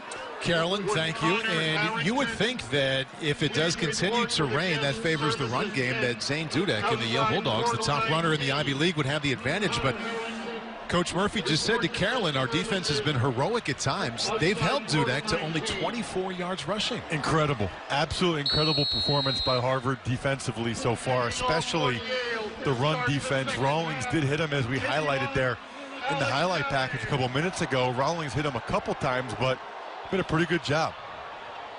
Harvard will get the ball to start, and they will begin from their own 31-yard line. And just like we've seen most of the season, Ross, there's been ups. We've also had downs with the freshman quarterback for the Harvard Crimson, Jake Smith, and that's a giant reason they have only 3 points on the board. Yeah, and they have not been able to get any consistency going running the football either. You know, Harvard typically has had such good offensive lines. And they have a good offensive line this year, just the standard that they've set. They got 4 guys in the NFL right now off the offensive line from a couple years ago. It's incredible. And they're also without their top rusher, Charlie Booker, who is second in the Ivy League in rushing. He's out with an upper body injury. Already Jake Smith in trouble, and down he goes. Foye Oluwakan with a sack. This is one of the things that makes Yale defense so good. You come to blitz off the edge, and Smith is used to being able to escape these guys. But Oluwakan's a former safety. Look how well he runs and moves. Able to get the sack, and Harvard starts this series now in a major, major hole. Huge loss on first down. Oluwakan in a camp? Without question. Next summer, you think? Yeah. Yeah, without question. Champlin finds a little opening off the left side down to the 26-yard line. Hayden Carlson, top tackler on the team, brings him down. Because he's really, Paul, what they look for now. You know, outside linebackers, you want guys that used to be safeties and that can really run and cover guys like Oluwakan can. Yeah, the safety slash outside linebacker, it seems like a defense can't have enough of those on Sundays now. The way college football is now, and in the NFL with all these spread offenses, they're all former safeties, it seems like. See the struggles on third down both teams have had so far. And now the Crimson facing 3rd and 14. Down the middle coverage there from Jason Alessi, also from Hayden Carlson. Intended receiver Henry Taylor incomplete. And that's a 3-and-out to start the second half. Kind of felt like Smith was just kind of throwing this up for grabs there. I mean, he wanted to get the ball to Henry Taylor, but it was well defended. Alessi back there, Carlson back there, both safeties all over it. And the rain's starting to come down even more. As Carolyn mentioned just a moment ago, it's picked up even since her report.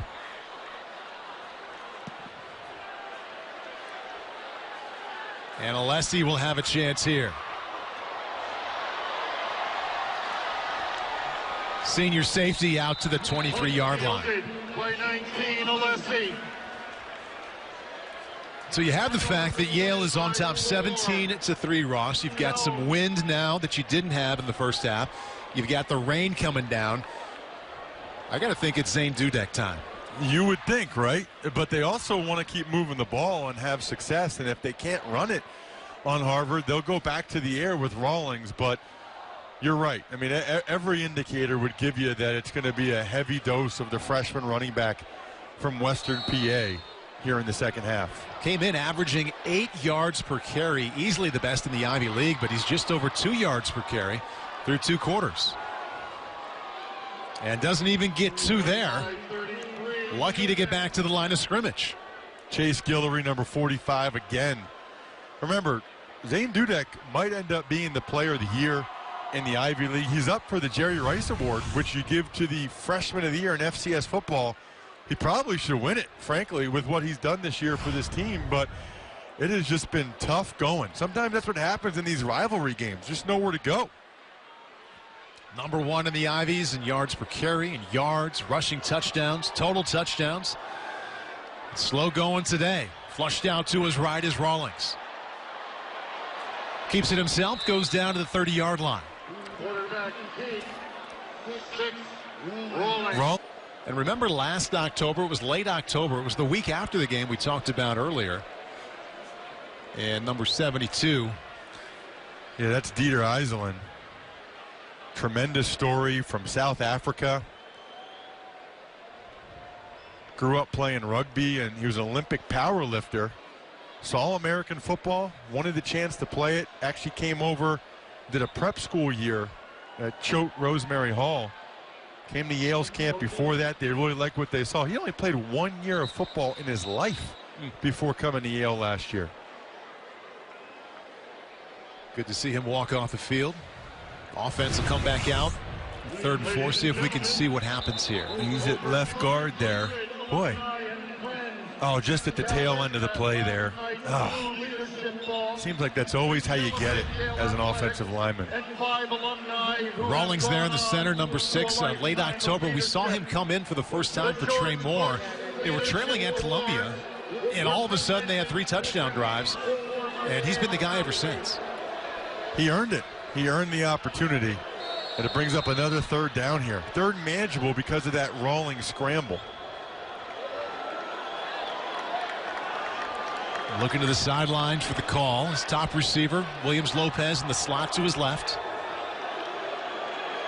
Top target in the first half was J.P. Shofi. He had 4 catches, including 1 for a touchdown.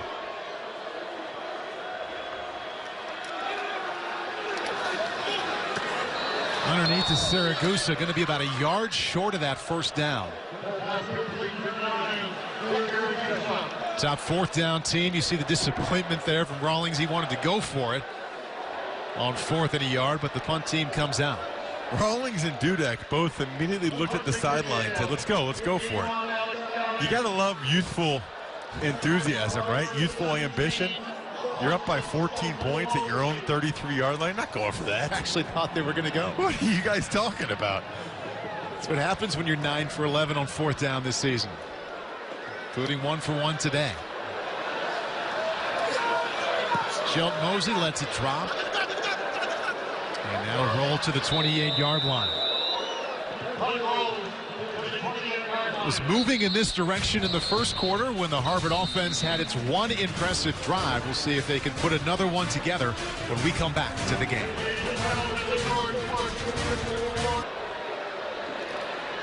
The Jake Smith-led Harvard offense coming back on the field, looking to get anything going. You see that right there. 7 quarters now without a touchdown, and look at that, only 2 rushing yards.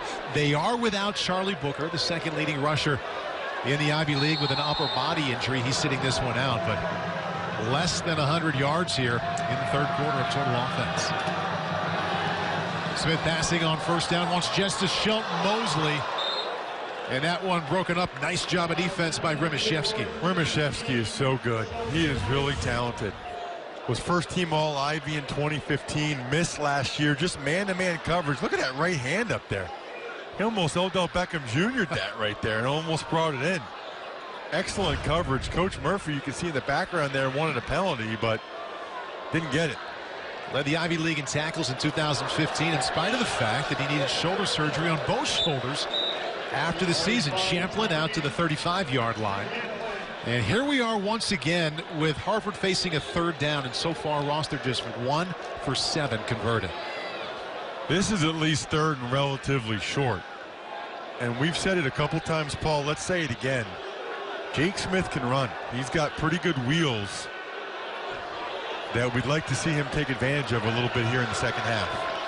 Yale's been pretty aggressive. They bring 1 extra blitzer there. Keeps it himself. Aluakon there to meet him in the backfield. Another 3rd down stop. They'd seen that play one too many times. I was thinking more a drop back pass and then scramble for the first down. They do the read play there. Puts it in the belly. Aluakon was having nothing of it.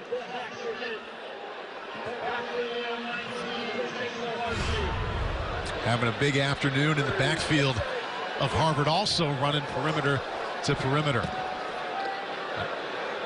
Another 3 and out. Alessi with the fair catch at his own at 19-yard line. With all the deals to Ross Tucker and Carolyn Mano on the sideline, Yale in control. Harvard led 3-0 after 1. J.P. Shofi had a touchdown reception. Malcolm Dixon picked up an errant option pitch, ran it in for a score, and a late field goal. That's how Yale leads 17-3.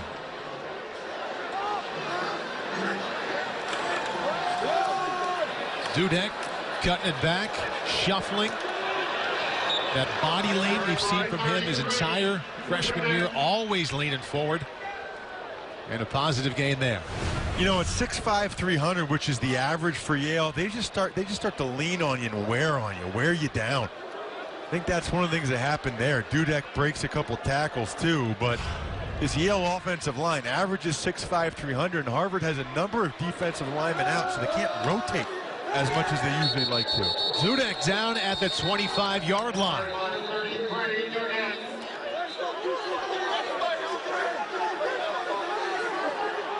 And now Dudek has to come out of the game. The helmet comes off, you got to come out. Your helmet comes off, you got to come out of the game.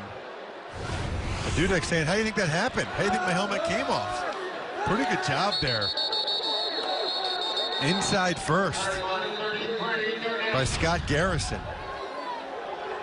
So I mentioned a moment ago is Dudek on the sideline now. Mandatory to sit out that one play. Harvard just 1 for 8 on 3rd down. Well, Yale not a whole lot better than 3 out of 11. Now it's going to be 3 out of 12. Williams Lopez with the catch. They got it.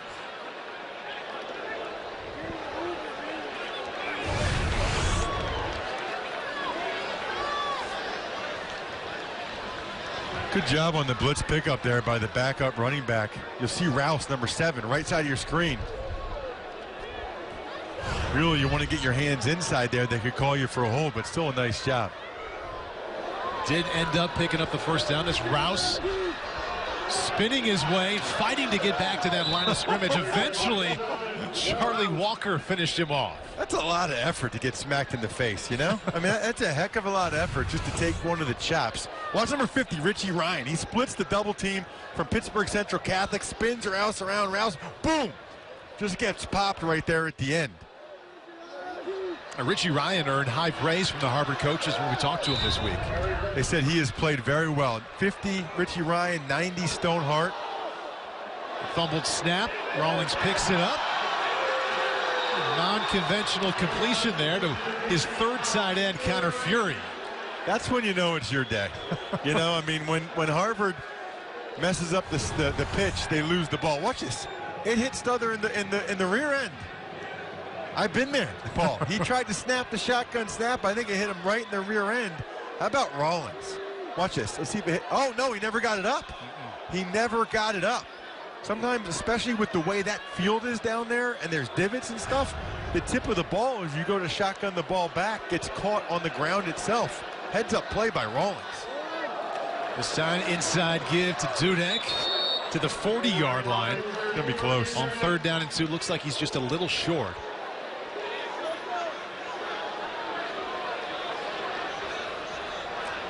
The Yale players want to go again. And my guess is Tony Reno will punt it again, although he hasn't sent the punt team out there just yet. Offense staying out there, 4th and less than a yard. Let me say for the record, do not agree with this. There's no reason to give Harvard any chance to get momentum by stopping you here.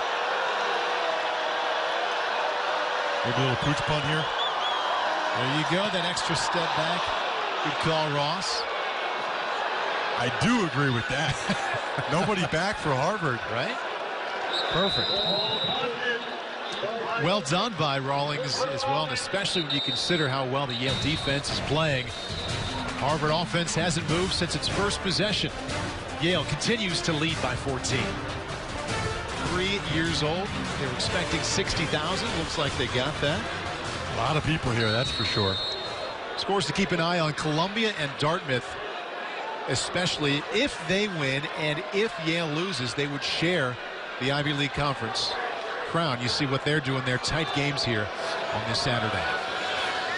Currently Yale on top 17-3. Jake Smith to Justice Shelton Mosley. His 5th catch of the game, and that's a first down. That's the connection that drove their first and only scoring drive. So I've never been an offensive coordinator. I know you are, Paul, for your son's flag football team. How about just calling this play every time? Okay, let's call the shallow crossing pattern to Justice Shelton Mosley. Been by far the most successful play for Harvard today. Champlin off the right side, trying to reach that edge, gets it, and that's another Harvard first down. On a bit of a roll are the Crimson here in the 3rd quarter. You know, just getting back to that crossing pattern to Shelton Mosley, we'll talk about after we see Champlin, who's got the speed to get the edge. Very impressive. But on those crossing routes against man-to-man coverage, you know, they had crosses going both ways, almost acts as a rub route or a pick route. And that's one of the reasons why Shelton Mosley was so wide open. And by the way, our best passing play, that's shallow crossing. Works on every single level. 1st and 10. And Smith not going to get away from that trouble. Down at the 40-yard line, Hayden Carlson from his safety spot. And that's one of the things that Jake Smith will learn is you got to throw this ball away. I mean, you can't take this sack right here. Right here, you got to throw it to somebody because it just makes it so difficult to have any chance to have success on this series when you're 2nd and 17 now. I mean, it just you look at yeah, that's what I'm saying. Throw the ball away. You look at the stats, Paul. When you have a holding penalty or a sack, it's very, very difficult to get first downs after that, especially a sack. 2nd 17. See if they can get a little bit back, but he just threw that one away. And 3rd and 17. Is an even worse sight for an offensive coordinator than 2nd and 17. He's trying to get the ball back to Justice Shelton Mosley. Well, Jake Smith was not intended to be the starting quarterback of this team. That job was going to be for Joe Viviano, but they lost that first game against Rhode Island. They lost the last 2 games of last year, including the one to Yale. And the coaches were open to thinking about a change, and his athleticism made him think hard about it. And here he is now, 3rd and 17. Oh, there's the shallow cross, this time to the running back, Champlin. It's like he wasn't expecting it. The defender fell down. They had it. He was going to get the first down on 3rd and 17. Right there. Oh, the ball went right to... There was nobody there. He was going to run for that first down. Didn't get his head around in time. No. So a couple of quick first downs on that drive that started out in an encouraging way, and it ends the way most of them have for the Crimson here this afternoon, with 3rd down and long being an incompletion. Alessi, another fair catch on the punts. And he muffed that one. Wow. Got it back again. Number 19 got on it at the 19-yard line. Scary moment there. That was Harvard's opportunity right there. Somebody's got to be right around him right there. Almost big play for the Harvard special teams. Inside of 5 minutes left in the 3rd. Yale on top. Welcome back to the Yale Bowl, everybody. This was built back in 1914, and it's remained largely unchanged, which is why it's so beautiful, the simplicity of it. But I want to show you the Yale tunnel because there's something new for this game making its debut. You can see inside here, it's been painted, and there's new pictures and inspirational quotes that have been put up. You see head coach Tony Reno and some of the more recent Yale players. But as you get further and further into this tunnel, and the locker rooms are at the very end, you start to see some of Yale's really rich history. Carm Koza, legendary Yale coach who brought them 10 Ivy League titles, is back here. And all the way at the very end is the father of American football himself, Walter Camp, who went to Yale and invented things like the line of scrimmage, the system of downs, everything that you consider the game today to be while you're watching at home. He went to Yale in the 70s, Paul and Ross, and by the 70s, I mean the 1870s, but still a very, very special new look tunnel here at Yale. Carolyn, thank you very much. Well done. I was at practice at Wednesday, Ross, and the coaches made the players take that tunnel down in here just so they could see the work that had been done. It was all set up and ready for the game here. They call those impact walls because they have a big impact on recruits when they come on visits. Rawlings takes his first sack of the day. Charlie Walker, huge hit. Charlie Walker has been everywhere. I mean, all these Harvard linebackers have been, but especially every time Rawlings gets in the open field, number 41 comes flying out of nowhere. That is a big-time play by Walker. Look at the acceleration. You don't run to the tackle, you run through it. Boom. Bam. You and I both did that at the same time. You went boom, I went bam. And they were both right. Wasn't even playing. Loss of 4 yards, 2nd and 14. And he had Jaden Graham, tight end, and throws it well behind him to bring up 3rd down and 14. As we look at the Yale Bowl, the foliage in behind it settled down in here. You see some of the facts about this building that, as Carolyn mentioned, opened up a little over 100 years ago. How about the Giants played here for a couple of years? Yankee Stadium was being worked on. The Meadowlands not done yet. The Grateful Dead, the Eagles. I can totally picture the Grateful Dead here. You deadhead? No, but I can picture 60,000 deadheads being here. 3rd and 14. They only rushed 3. And Rawlings, that's a nice pass to Ross Drawl. Wow, couldn't hang on to it. That would have been a big first down for Yale. Keep the clock moving. Drawl's got some guns on him. It's a well put together wide receiver right there. How about the hands on that play, though?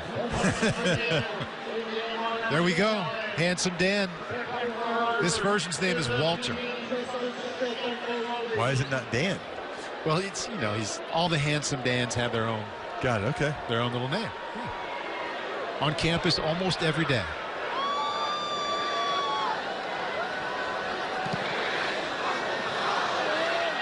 They've done a good job of keeping it away from Justice Shelton Mosley.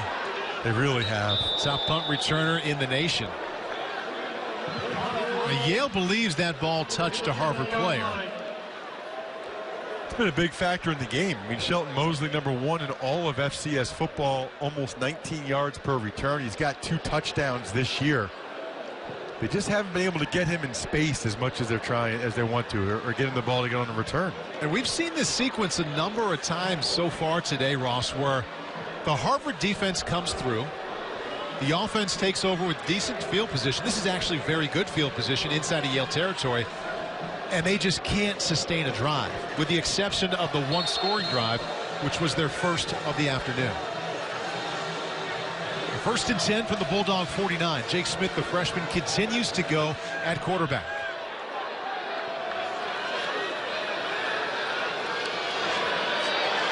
And we've seen that a number of times as well. Another sack. John Harubin is there. Earl Chisholm got in there as well, 48 and 47, a couple of senior defensive linemen. And here's another one where it looked like Smith, right there, he's got to throw the ball. I think sometimes your athleticism can be a curse because you feel like you can get out of certain situations that you just can't. He couldn't find anybody open, but you're much, much better off throwing the ball away there. 6th sack of the afternoon by Yale. There's Northington up the middle. And this is the definition of what Harvard's been dealing with. 3rd down and more than 10. Just makes it so hard.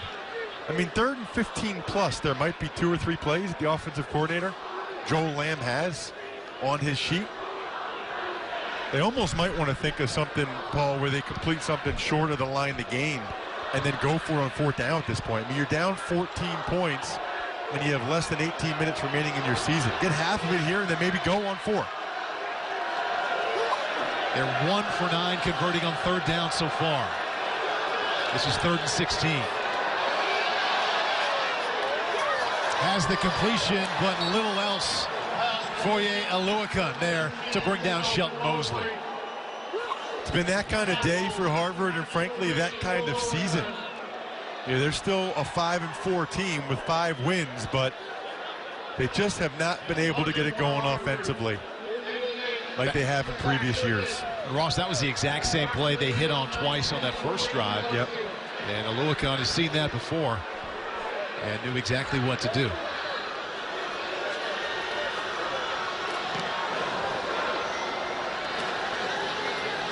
Alessi hangs on that time in the exact same spot, the 19-yard line, where he had the muff earlier this quarter. Another NFC East showdown, the Giants and the Redskins in prime time on NBC. Cowboys, Eagles, what do you like? Oh, Eagles. I mean, Cowboys, no Tyron Smith, no Zeke Elliott, no Sean Lee. That's 3 of their 5 most important players. I mean, that makes it really tough. Really does. And Rawlings finds J.P. Shofi. He had 4 receptions in the first half, including 1 for a touchdown. That's good enough for a Yale first. First down, always the best down to throw the football. The defense is really geared up to stop the run. Little bootleg play action off of it.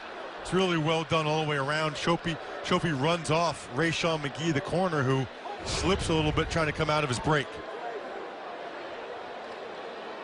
Now back to the ground. Dudek up the middle. Penalty marker comes down just across that 30-yard line. Dudek still struggling to get going. Only 15 carries for 33 yards.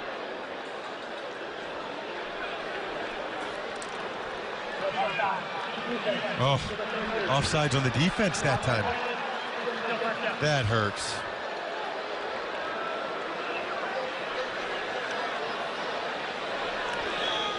Defense that's done a really nice job against Dudek so far today. The last 3 games, his production just sky high, averaging 21 carries for 172 yards. Right now, stuck on 33 total. He steps out. Melvin Rouse in at tailback now.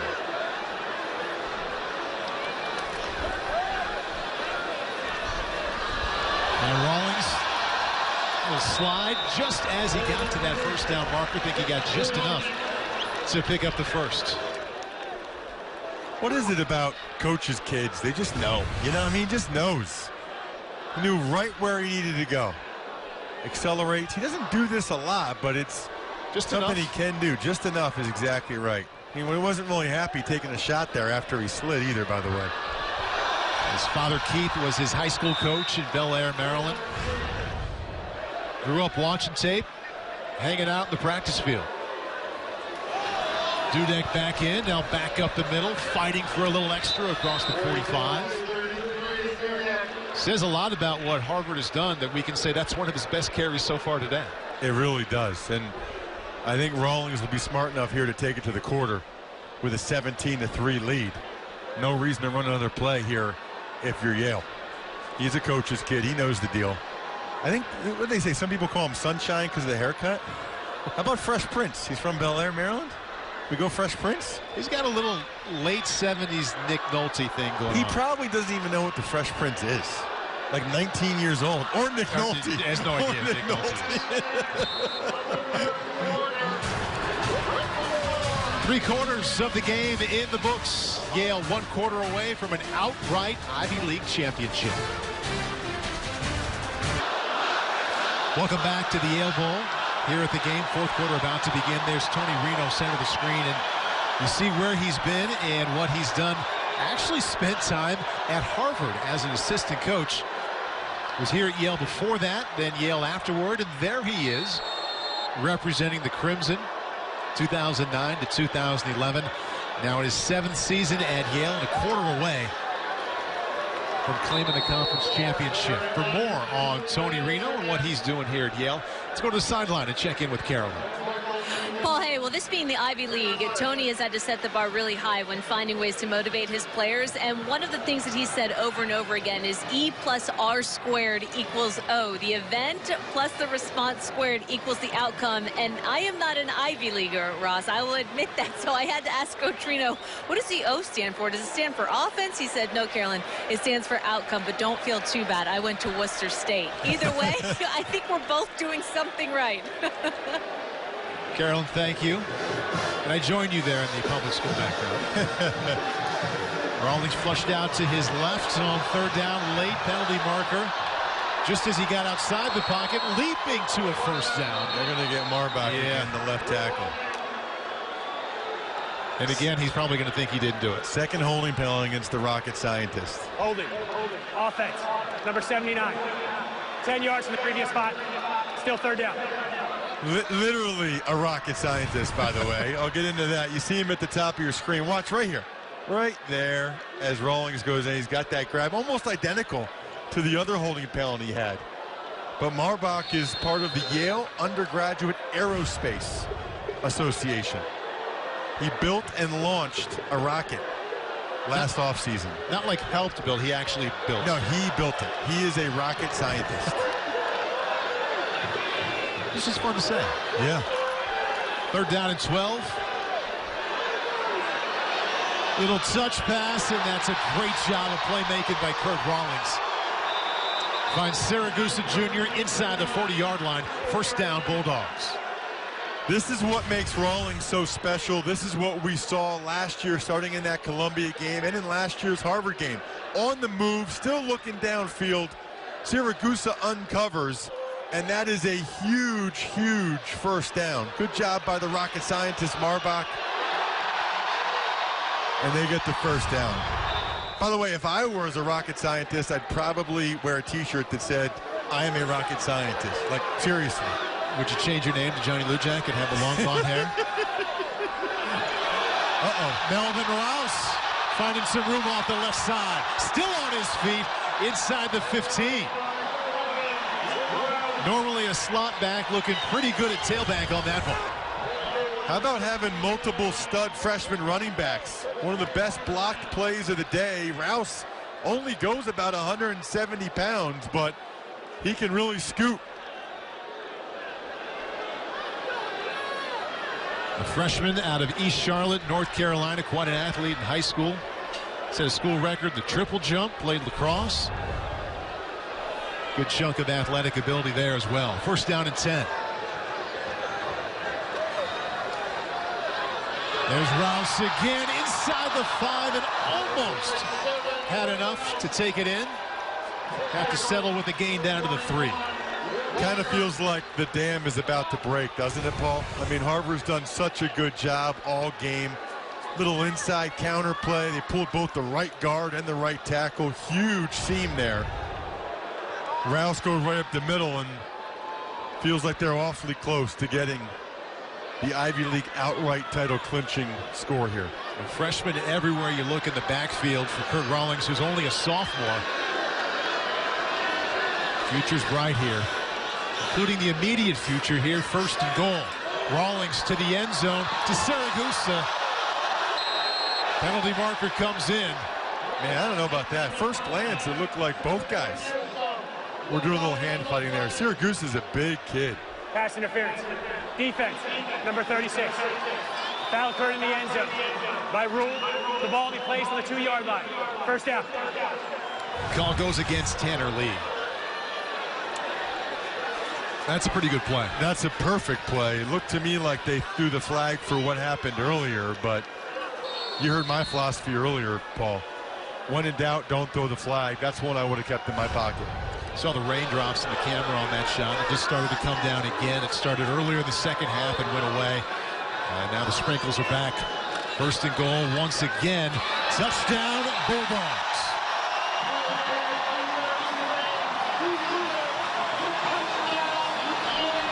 Dudek with his 16th touchdown of the season, easily the highest number in the Ivy League.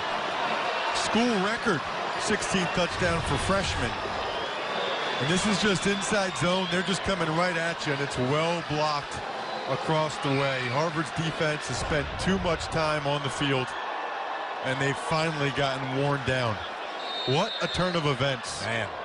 9 years in a row, Harvard won this game, and Yale is now poised to win their 2nd in a row. And don't forget, Harvard had won, or they have won 7 consecutive games here at the Yale Bowl. An 8th looks like a long shot now, down 23-3. And now make it 24-3. Melvin Rouse with some impressive running down the field. And he gives way to the top tailback, Zane Dudek. Right up the middle, his 1st touchdown of the day. And 16th of the season. And grabs it anyway, but goes down at the 23-yard line.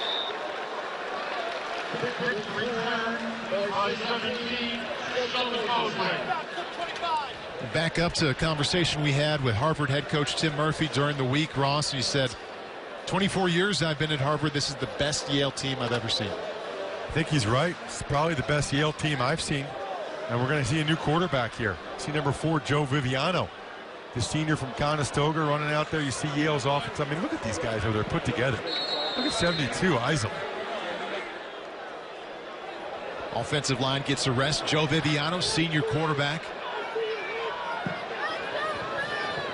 On to spell the freshman, Jake Smith. Viviano comes underneath. One play. And 1 first down. That's Justice Shelton Mosley. Can't be easy to just come off the bench and throw a pass like that, Paul. It looked pretty good. And this is the guy who was intended to be the starting quarterback. And I feel like we got some pretty good insight into Tim Murphy and how he feels about his players when he was talking about the back and forth between Viviano and Jake Smith. He didn't really want to go with the freshman. You could tell he really cares for Joe Viviano. It's just that Smith was playing better in practice, playing better in games. And he really feels for the way the senior season has gone for this kid. Right, and Viviano is a 5th-year player. You don't see that a whole lot in the Ivy League. It can only happen as a result of injury. You cannot redshirt in the Ivy League unless you have an injury and you miss the season and you're not eligible to play because you're injured. So to come back for a 5th year and to have to go to the bench for a freshman quarterback, that's tough. But Coach Murphy talked about how well Viviano's handled. Even Jake Smith told us that Viviano's been his biggest help. Yeah. Back before the Princeton game when we talked to him, he said that the guy he's helped the most has been number 4. And really, those are the things that you'll remember the most and take the most for his next phase of life. I was asking Joe, who graduates in December, what he's going to do next. He said probably go to New York City and do finance like a lot of these Ivy League guys end up doing. He was very heavily recruited. Boston College, North Carolina State, among the full scholarship offers he got. Syracuse wanted the chance to play at Harvard. Started every game for them last year, right? He was patient. We talked about the injury. The foot injuries cost him 2015. Waited his turn and had a nice junior season. Penalty marker comes in. And he can run. Joe showing you some wheels there on the right side. This one likely to come back.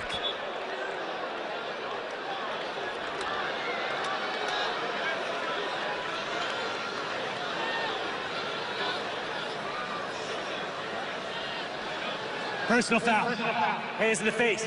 96. Defense. 15 yards from the end of the run. Yeah. Wow, that's big. Tyler. Yeah, I thought they were going to get the right tackle, Daniel Layden, with a hold. It looked like it was going to be a hold. We'll see what Kapachi Tyler did. Number 96, right in the middle of your screen. Right there. You'll see it. Pause it right there if we can. Right there before that. He had it right up in his thing. We'll bring it back right there. You get a great look at it. They got to call that. I thought right here, right when Joe escaped, I thought they'd call it on 72, Daniel Layden. And look at that gain there with the Viviano run and those 15 yards. 1st and 10 to the air, right down the middle to Adam Scott. Did a good job of cutting back to get his hands on it, but couldn't haul it in. Good adjustment to the ball by Adam Scott. Yeah. You're right, Paul. You said he almost made that play. Viviano throws a beautiful ball, and Scott almost snares it out of the air. Couldn't really see it there, but when the ball was released, he thought he was going over the top behind Carlson. Cut off his route, came underneath. Incompletion brings up 2nd down 10.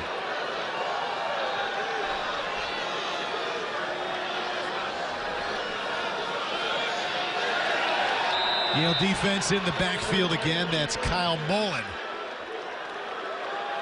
with his 2nd stop behind the line of scrimmage. They lose a lot on defense going into next year. Mullen will be one of the leaders on that side of the ball. He'll be the leader, in fact, in the front 7. Junior from North Jersey has had a terrific career so far and a really, really nice year. Harvard coaches talked about him during the week. 7 senior starters. 3 in the defensive backfield, a couple at linebacker, and a couple up front.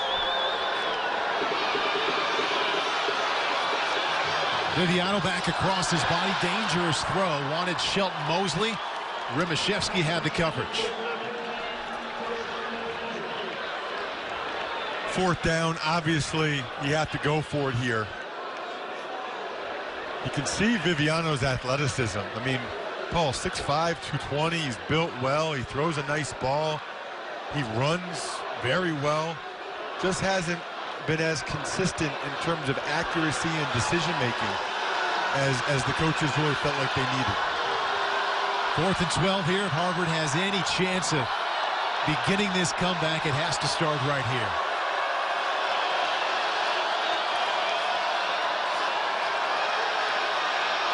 Steps up and then goes down. Mullen there once again.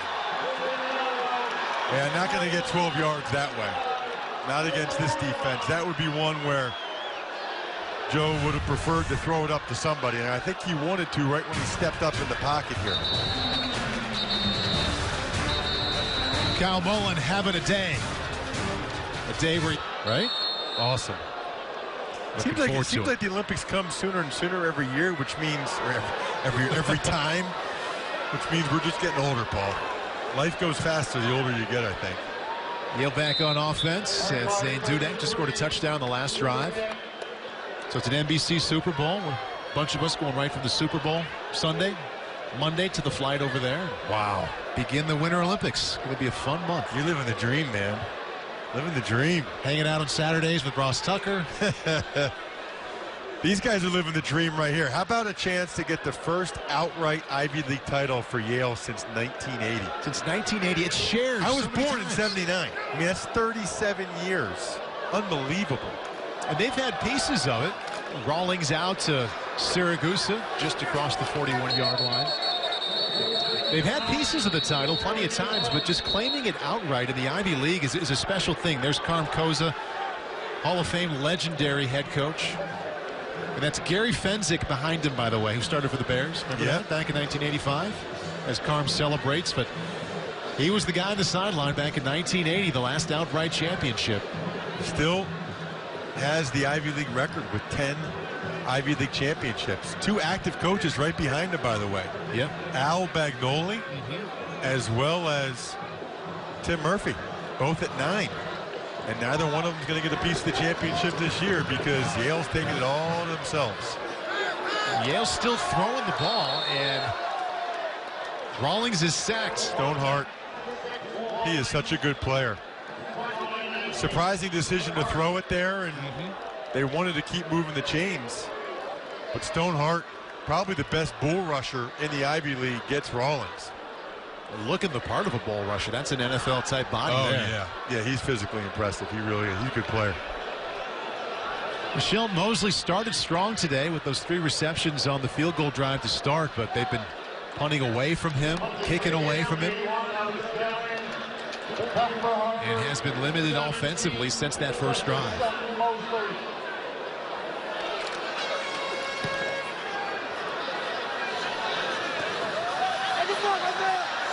And got that one on a run. Didn't quite hit his average of almost 19 yards per return, but will put his offense in good field position. Let's take a look at our Subway Fresh Take, Ross. Well, the fresh take's been the offensive line for Yale. They haven't run it as well, but look how much time Rawlings has had. Everyone will tell you it's the best O-line in the league. Frankly, it's probably not real close. They've done a better job on the run here in the second half, including the big hole for Rouse. Those guys are a big reason why Yale's about to win the Ivy League championship outright. The conversation we had, I'd say a couple months ago, Ross, when it appeared that Yale was coming back and was going to be pretty good, I said, what's the deal with that bounce back? And right away you said it's the best offensive line in the league. Yeah, it's reminiscent of some of the great Harvard offensive lines, frankly. Which had been Harvard's calling card for so many of their good seasons. Well, we asked Tony Reno, I asked him before the Brown game, I said, you know, what's offensively, you're moving the ball so well, what's been the difference? He's like, oh, it's our O-line. I love our O-line. You got to love a head coach that says, I love our O-line. And both coaches mentioned that Yale, it feels like Yale is built in Harvard's image. You know, they are the best up front on both sides of the ball, which has typically been Harvard's MO. Viviano, it's his second series at quarterback, steps up and has this one picked off. Hayden Carlson still going. Down to the 35-yard line. Late penalty there. Senior from Glen Ellen, Illinois, with his third pick of his senior season. What a cool way to end your football career, huh? Beating Harvard, home field, winning the Ivy League title outright, and getting an interception. Back, number 19. 10 yards from the end of the run. First down, Yale. They'll pick it up what we're talking about with Tony Reno. We see him right there. We see the pick now by Hayden Carlson. Good jump on it here, Ross. He had an eye on Viviano the whole time and read exactly where Viviano wanted to go with the ball. What a career he's had. 266 tackles. And nobody in the Ivy League right now has more.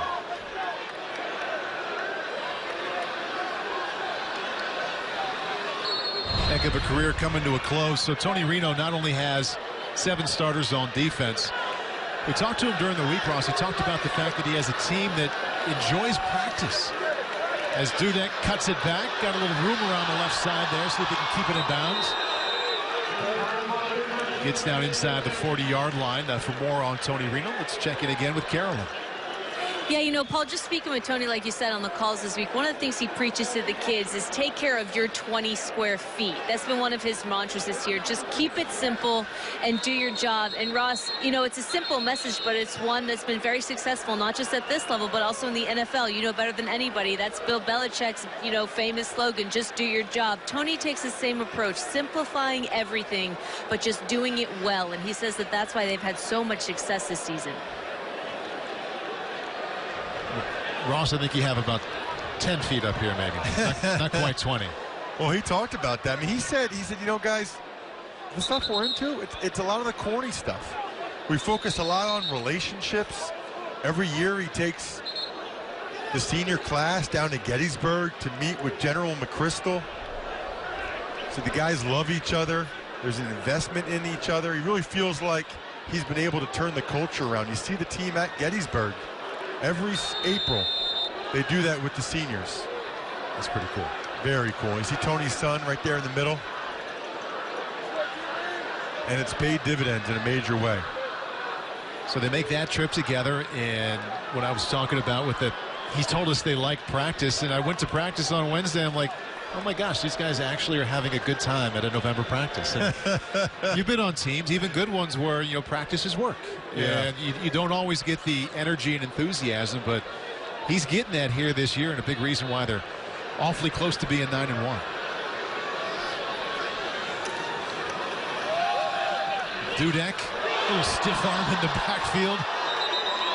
And 2 times, penalty marker coming out there, but his acceleration and finishing of the runs is impressive, even on a day when the yards are coming tough for him.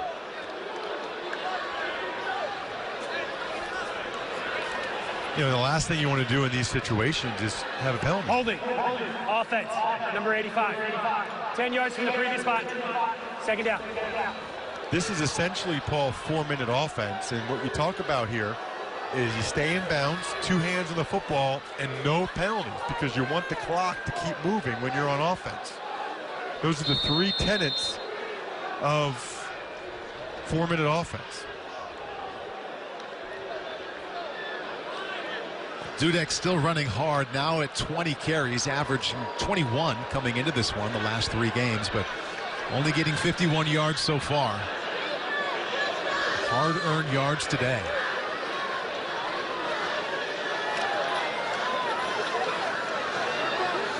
And going down again in the backfield. It's been what his day has been all about so far. The Pyramid making the stop. There has been no quit in Harvard all day. I mean, they're running the ball. They've been very physical. I don't think you could ask much more of this defense, Paul, especially the front 7. Those guys, Hutton, Stonehart. Tony Reno told us during the week, he's like, the talent is still there. There is talent everywhere, both sides of the ball at Harvard. He was genuinely concerned during the week, as coaches can be during any game week. Dudek still on his feet. Wow! Unbelievable. That is unbelievable. That is how you close out an Ivy League championship. That's the best run of the day. Let me see how many guys touch him. 1, 2, 3, 4, 5, 6. He's not down yet. Here comes 7, 8, 9, 10. Wow. I mean, he might have gotten 11 guys there. It might have taken 11 Harvard guys. Some of the guys hit him twice. I think they had 12 men in the field, Ross. That's unbelievable. They needed 12. They needed 20. What a player. Wow. And you said he's heading home to Western PA tomorrow? Yeah, that's what the coaches said. He played for Armstrong High School. He's from Katanning, out in the Whippeal, District 7, Pittsburgh. And he is all football, man. I mean, he is. Coach Reno was telling us he fumbled in the Penn game.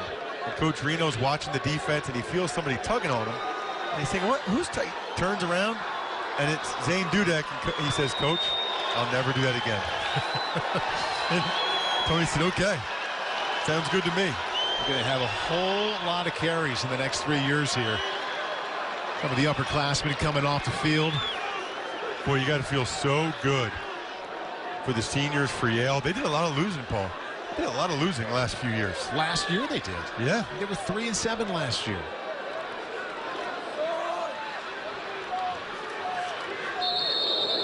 Bulldogs have also made a quarterback change.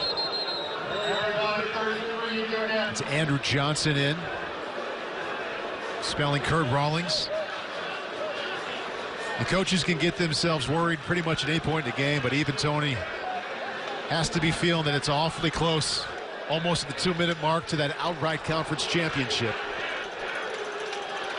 And last year they played the conference champions, the teams that shared it in Penn and also Princeton. Right. Combined score 73-10 against those two teams. Yeah, I don't know if they're here, Paul, if they don't beat Harvard in this game a year ago. It just was such a springboard for them.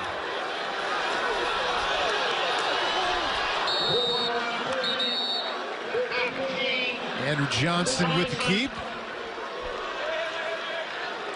And there is going to be some celebrating done in New Haven tonight.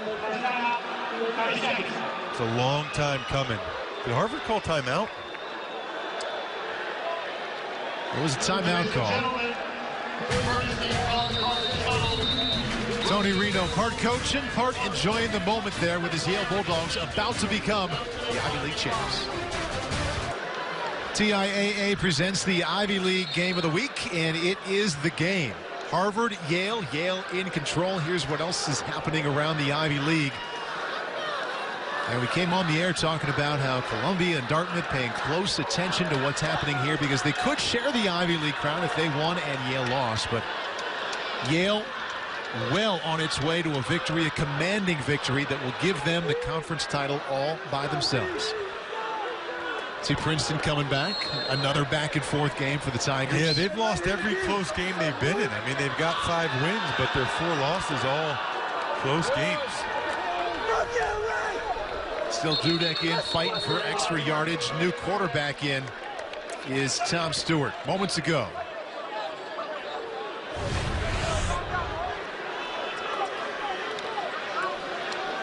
It's got to be cold. So Extra cold when it's 39. So cold. Purple's my favorite, by the way. I would have dumped like lemon lime on him. Purple's legit good. You would have saved that, huh? What a feeling on the sideline. The last time you're on the field, a win over your biggest rival gives you the conference championship. His 6th year here. And you think about all the time these guys put in. These coaches. It's no different for them than it is at Michigan, Ohio State, anywhere. Viviano finds Taylor. Good connection there. Out across midfield. Got to think Harvard will be back after a season like this. They're so used to having 7, 8, 9 wins. A lot of injuries. They lost a lot of guys, but they'll be getting a whole lot back. You're right. You won't keep the Crimson down for long, that's for sure. So if Princeton hangs on to win that game, and right now they're up 7, your MVP vote, Zane Dudek or Chad Knopf, the Princeton quarterback? Looking for Taylor again, falls incomplete. You know, I think if it were the NFL and there was like a most outstanding offensive player, I think Knopf would probably get it. But if we're talking value, I think frankly, you got to win more games than Princeton has for it to be Knopf. I think it'll either be Dudek or Rawlings. I'll be curious to see for the ASA Bushnell Cup. You know, there's 2 offensive finalists and 2 defensive finalists. My guess it'll be Knopf and Dudek, although it could be Rawlings too. Rawlings has been awfully good when they need him to, especially in these last 2 games as well. Rawlings done a great job at taking care of the football. Dudek running it as well and come underneath. It'll be Harvard first down. And Joe Viviano, the senior quarterback, leading the way. I think Tim Murphy really wants a touchdown for a lot of different reasons. Be good for Joe Viviano, his last football game of his life, and also they hadn't gotten shut out since 1998. I don't think he wants to have back-to-back shutouts. And shut out of the end zone, that is, yeah. Correct. No touchdowns. And it was just late in the second half that they went over 100 yards of total offense.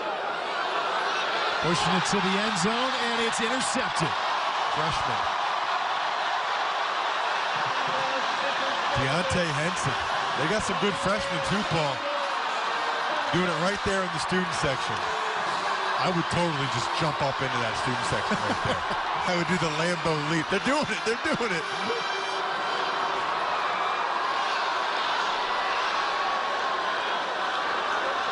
A perfect way to end there for the Yale defense.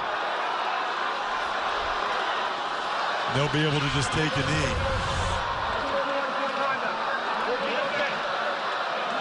What a play. Wow. Deontay Henson, only a freshman, going up and climbing the ladder. They lose 3 DBs, seniors, but they got guys like Henson coming back. Tony Reno is a recruiter. You see the students love it.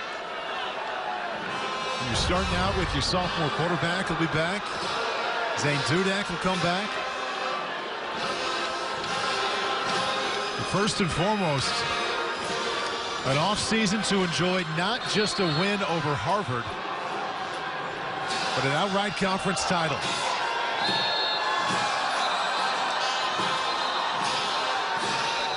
Wow. Think about all that's changed for Yale. Harvard just called timeout. Second timeout. 30 seconds. Can't say I quite understand that one. Can't take them with you. I guess. You know what? I mean, you see the huddle down there for Harvard. Maybe the coaches just wanted to say one more thing to the Yale players, to the Harvard players. Maybe, hey, be a sportsman here. Nothing out of character for us. Just making sure that they do the right thing here. Maybe get some seniors in.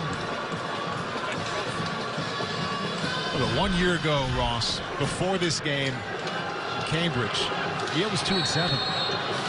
2-7. They had the big win at Harvard. Springboard into the offseason. They get settled at quarterback. Wow, he used his last time out. Can't say I understand that, Paul. I mean, it's 24-3. And what it does is it kind of hurts the excitement and the build-up for Yale's celebration. I mean, the game is over. That would be one that I would ask Coach Murphy about after the game if we spoke to him. You suppose that's the motivation? No, I think he just wants to talk to his guys and I guess tell them how he feels about them, but he can tell them that on the last time out or after the game. You know, one of the things that's unique about this game is most of the crowd will storm the field after the game when the game's played here at the Yale Bowl. So this whole crowd will be filled with people. The whole field, I should say, will be filled with people. And so, you know, you might not get a chance to talk to him after the game.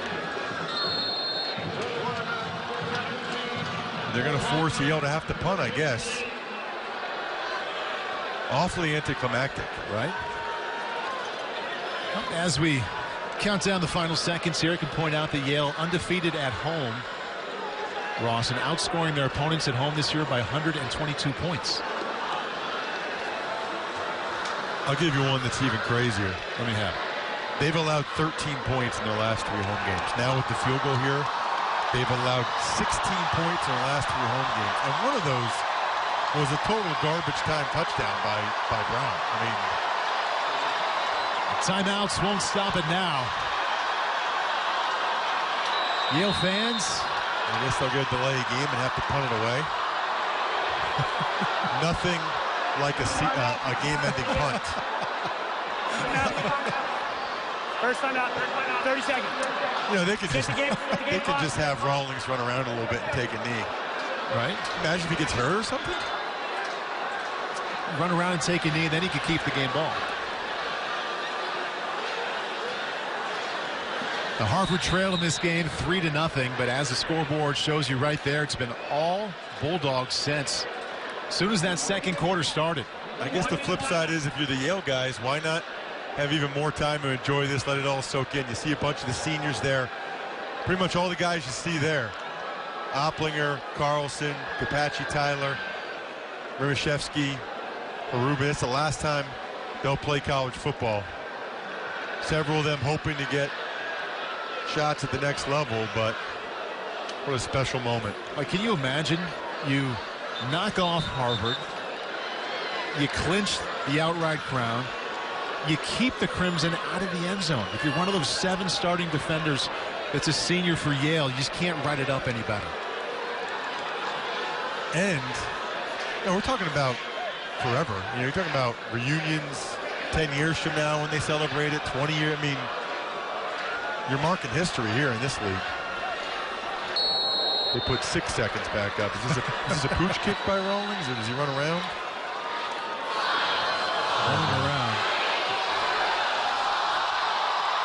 And that's how it ends for the first time since 1980. The Bulldogs are the outright conference champs.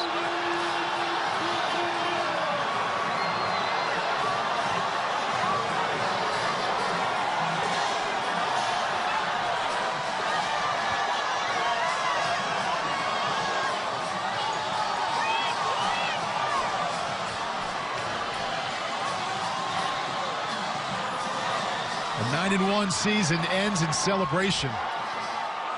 The Ivy League crown is all theirs.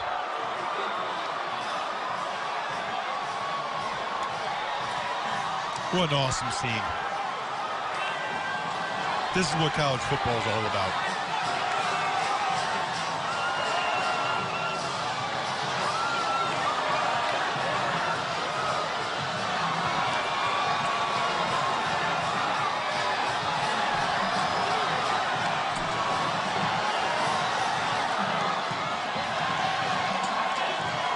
And remember, Harvard had won 7 consecutive times here at the Yale Bowl, too.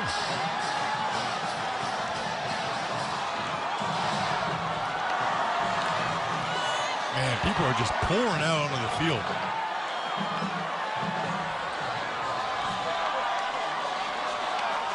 Good luck finding your mom or your buddy.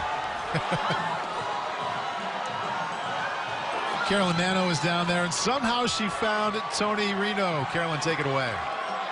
I know, it's like, where's Waldo out here? But I managed to track down the man of the hour. Congratulations. What does it mean to have this outright title for the first time since 1980? Well, so proud of this team. You know, they've been able to continue to embrace every day, embrace the week, and focus on opponents every week, week in and week out. You know, we had a heartbreak at Dartmouth, but the kids responded, and it really helped us improve for the season. So just really proud of our seniors and our team. One of the things you've preached is about setting a standard. You now have 2 consecutive wins in this game. How far does that go in building your future with this program? Well, I think it shows where we are on the map. Yale football is, but every year's a new year. So your team's going to form an identity starting tomorrow, and we got to get going on Team 146 tomorrow. How much respect do you have for Justice Shelton Mosley and Harvard's front seven and the way that they fought to the end today? Well, Harvard's got a great team, and they have talent. They're a very talented football team, probably the most talented in the league. And Justice Shelton Mosley is the most explosive player in the league. So the less times he touches the ball, the better it is for us. You have so many seniors. You have the trenches that are just filled with talent. What can you say about the players that you have on this squad, the way that they appreciate each other, and how much they love this game? Well, that's one of the most important things that we have here. I mean, guys love playing together. Guys love playing football. It's been a joy to coach these guys all season long, just because of that, because of their sheer joy of playing together, and the relationships these guys built for the full year has been incredible. I mean, stuff that'll last a lifetime. Coach, congratulations. Thank you. Paul? Carolyn, Tony, thank you. That's 2 wins in a row over Harvard, and this one clinches that Ivy League crown. They can keep it all to themselves. 24-hour rule, I guess, is in effect. He said tomorrow they start forming the personality of next year's team. You know what? They will. They will. Knowing Tony Reno, they probably will. What a terrific performance. You know what, Paul? They deserved it. They were the best team all year. They were the best team today. They have the most talent. I disagree with Coach Reno. I think Yale has the most talent. They stayed the healthiest. They played the best. They have the most experience. And all those things should go together to give you a 9-1 Ivy League championship. Bulldogs sit atop the Ivy League, 9-1 overall, and the only team with just 1 loss. A 1-point loss to Dartmouth, but 6-1, looking awfully good there for the Bulldogs. The celebration continues inside the Yale Bowl. Guarantee you those seniors don't want to go in and take those pads off for that final time. No. Not feeling cold at all. I think you'd find me on this field tonight if I were one of them. I would not want to leave here for a long, long time.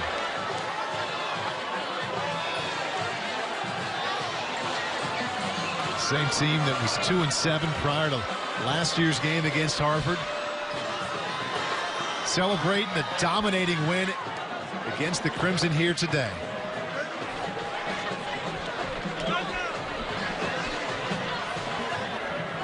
Celebration inside the Yale Bowl not dying down anytime soon. The Bulldogs, the coaches, their fans celebrating not only a 21-point victory, but a conference championship that's all theirs for the first time in 37 years. Plenty of good plays went into this one, and the celebration on the field right now. Offense and defense. We could only pick one for the play of the game, Ross. Well, I think it was pretty clearly the missed pitch from Harvard here. Jake Smith trying to get it to his fellow freshman Aaron Champlin. Malcolm Dixon, the corner for Yale, picks it up, and it was 7-3 at that point. It was a game, and the game kind of slipped away at that point right there. Cannot make mistakes like that against the better team, quite frankly. And in the next series, they created a turnover on the similar kind of play with the option pitch that went awry. And it was all Yale from that point. Back to the beginning of the game, remember, Ross, that Harvard went right down the field.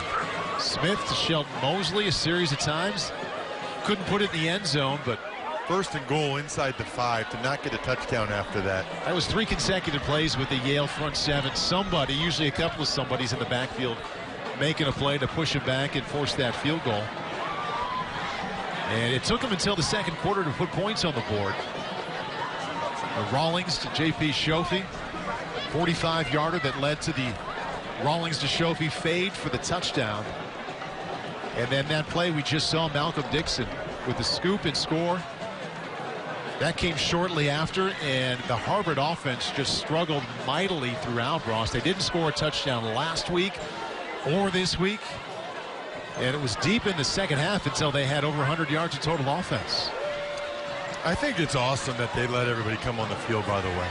Let everybody feel like they're part of it. Nobody rushing them off? No, I mean, it's just, let's all enjoy it together. I think there should be more of this, quite frankly, in college football. Especially with all the fake turf fields. You're not really hurting the field. Yale actually has real grass, but this is the last game anyway. They do have a lot of security protecting the goalposts. I don't know if you're old enough to remember when the goalposts used to come down after big wins. Yeah, I remember that. Just a sea of blue.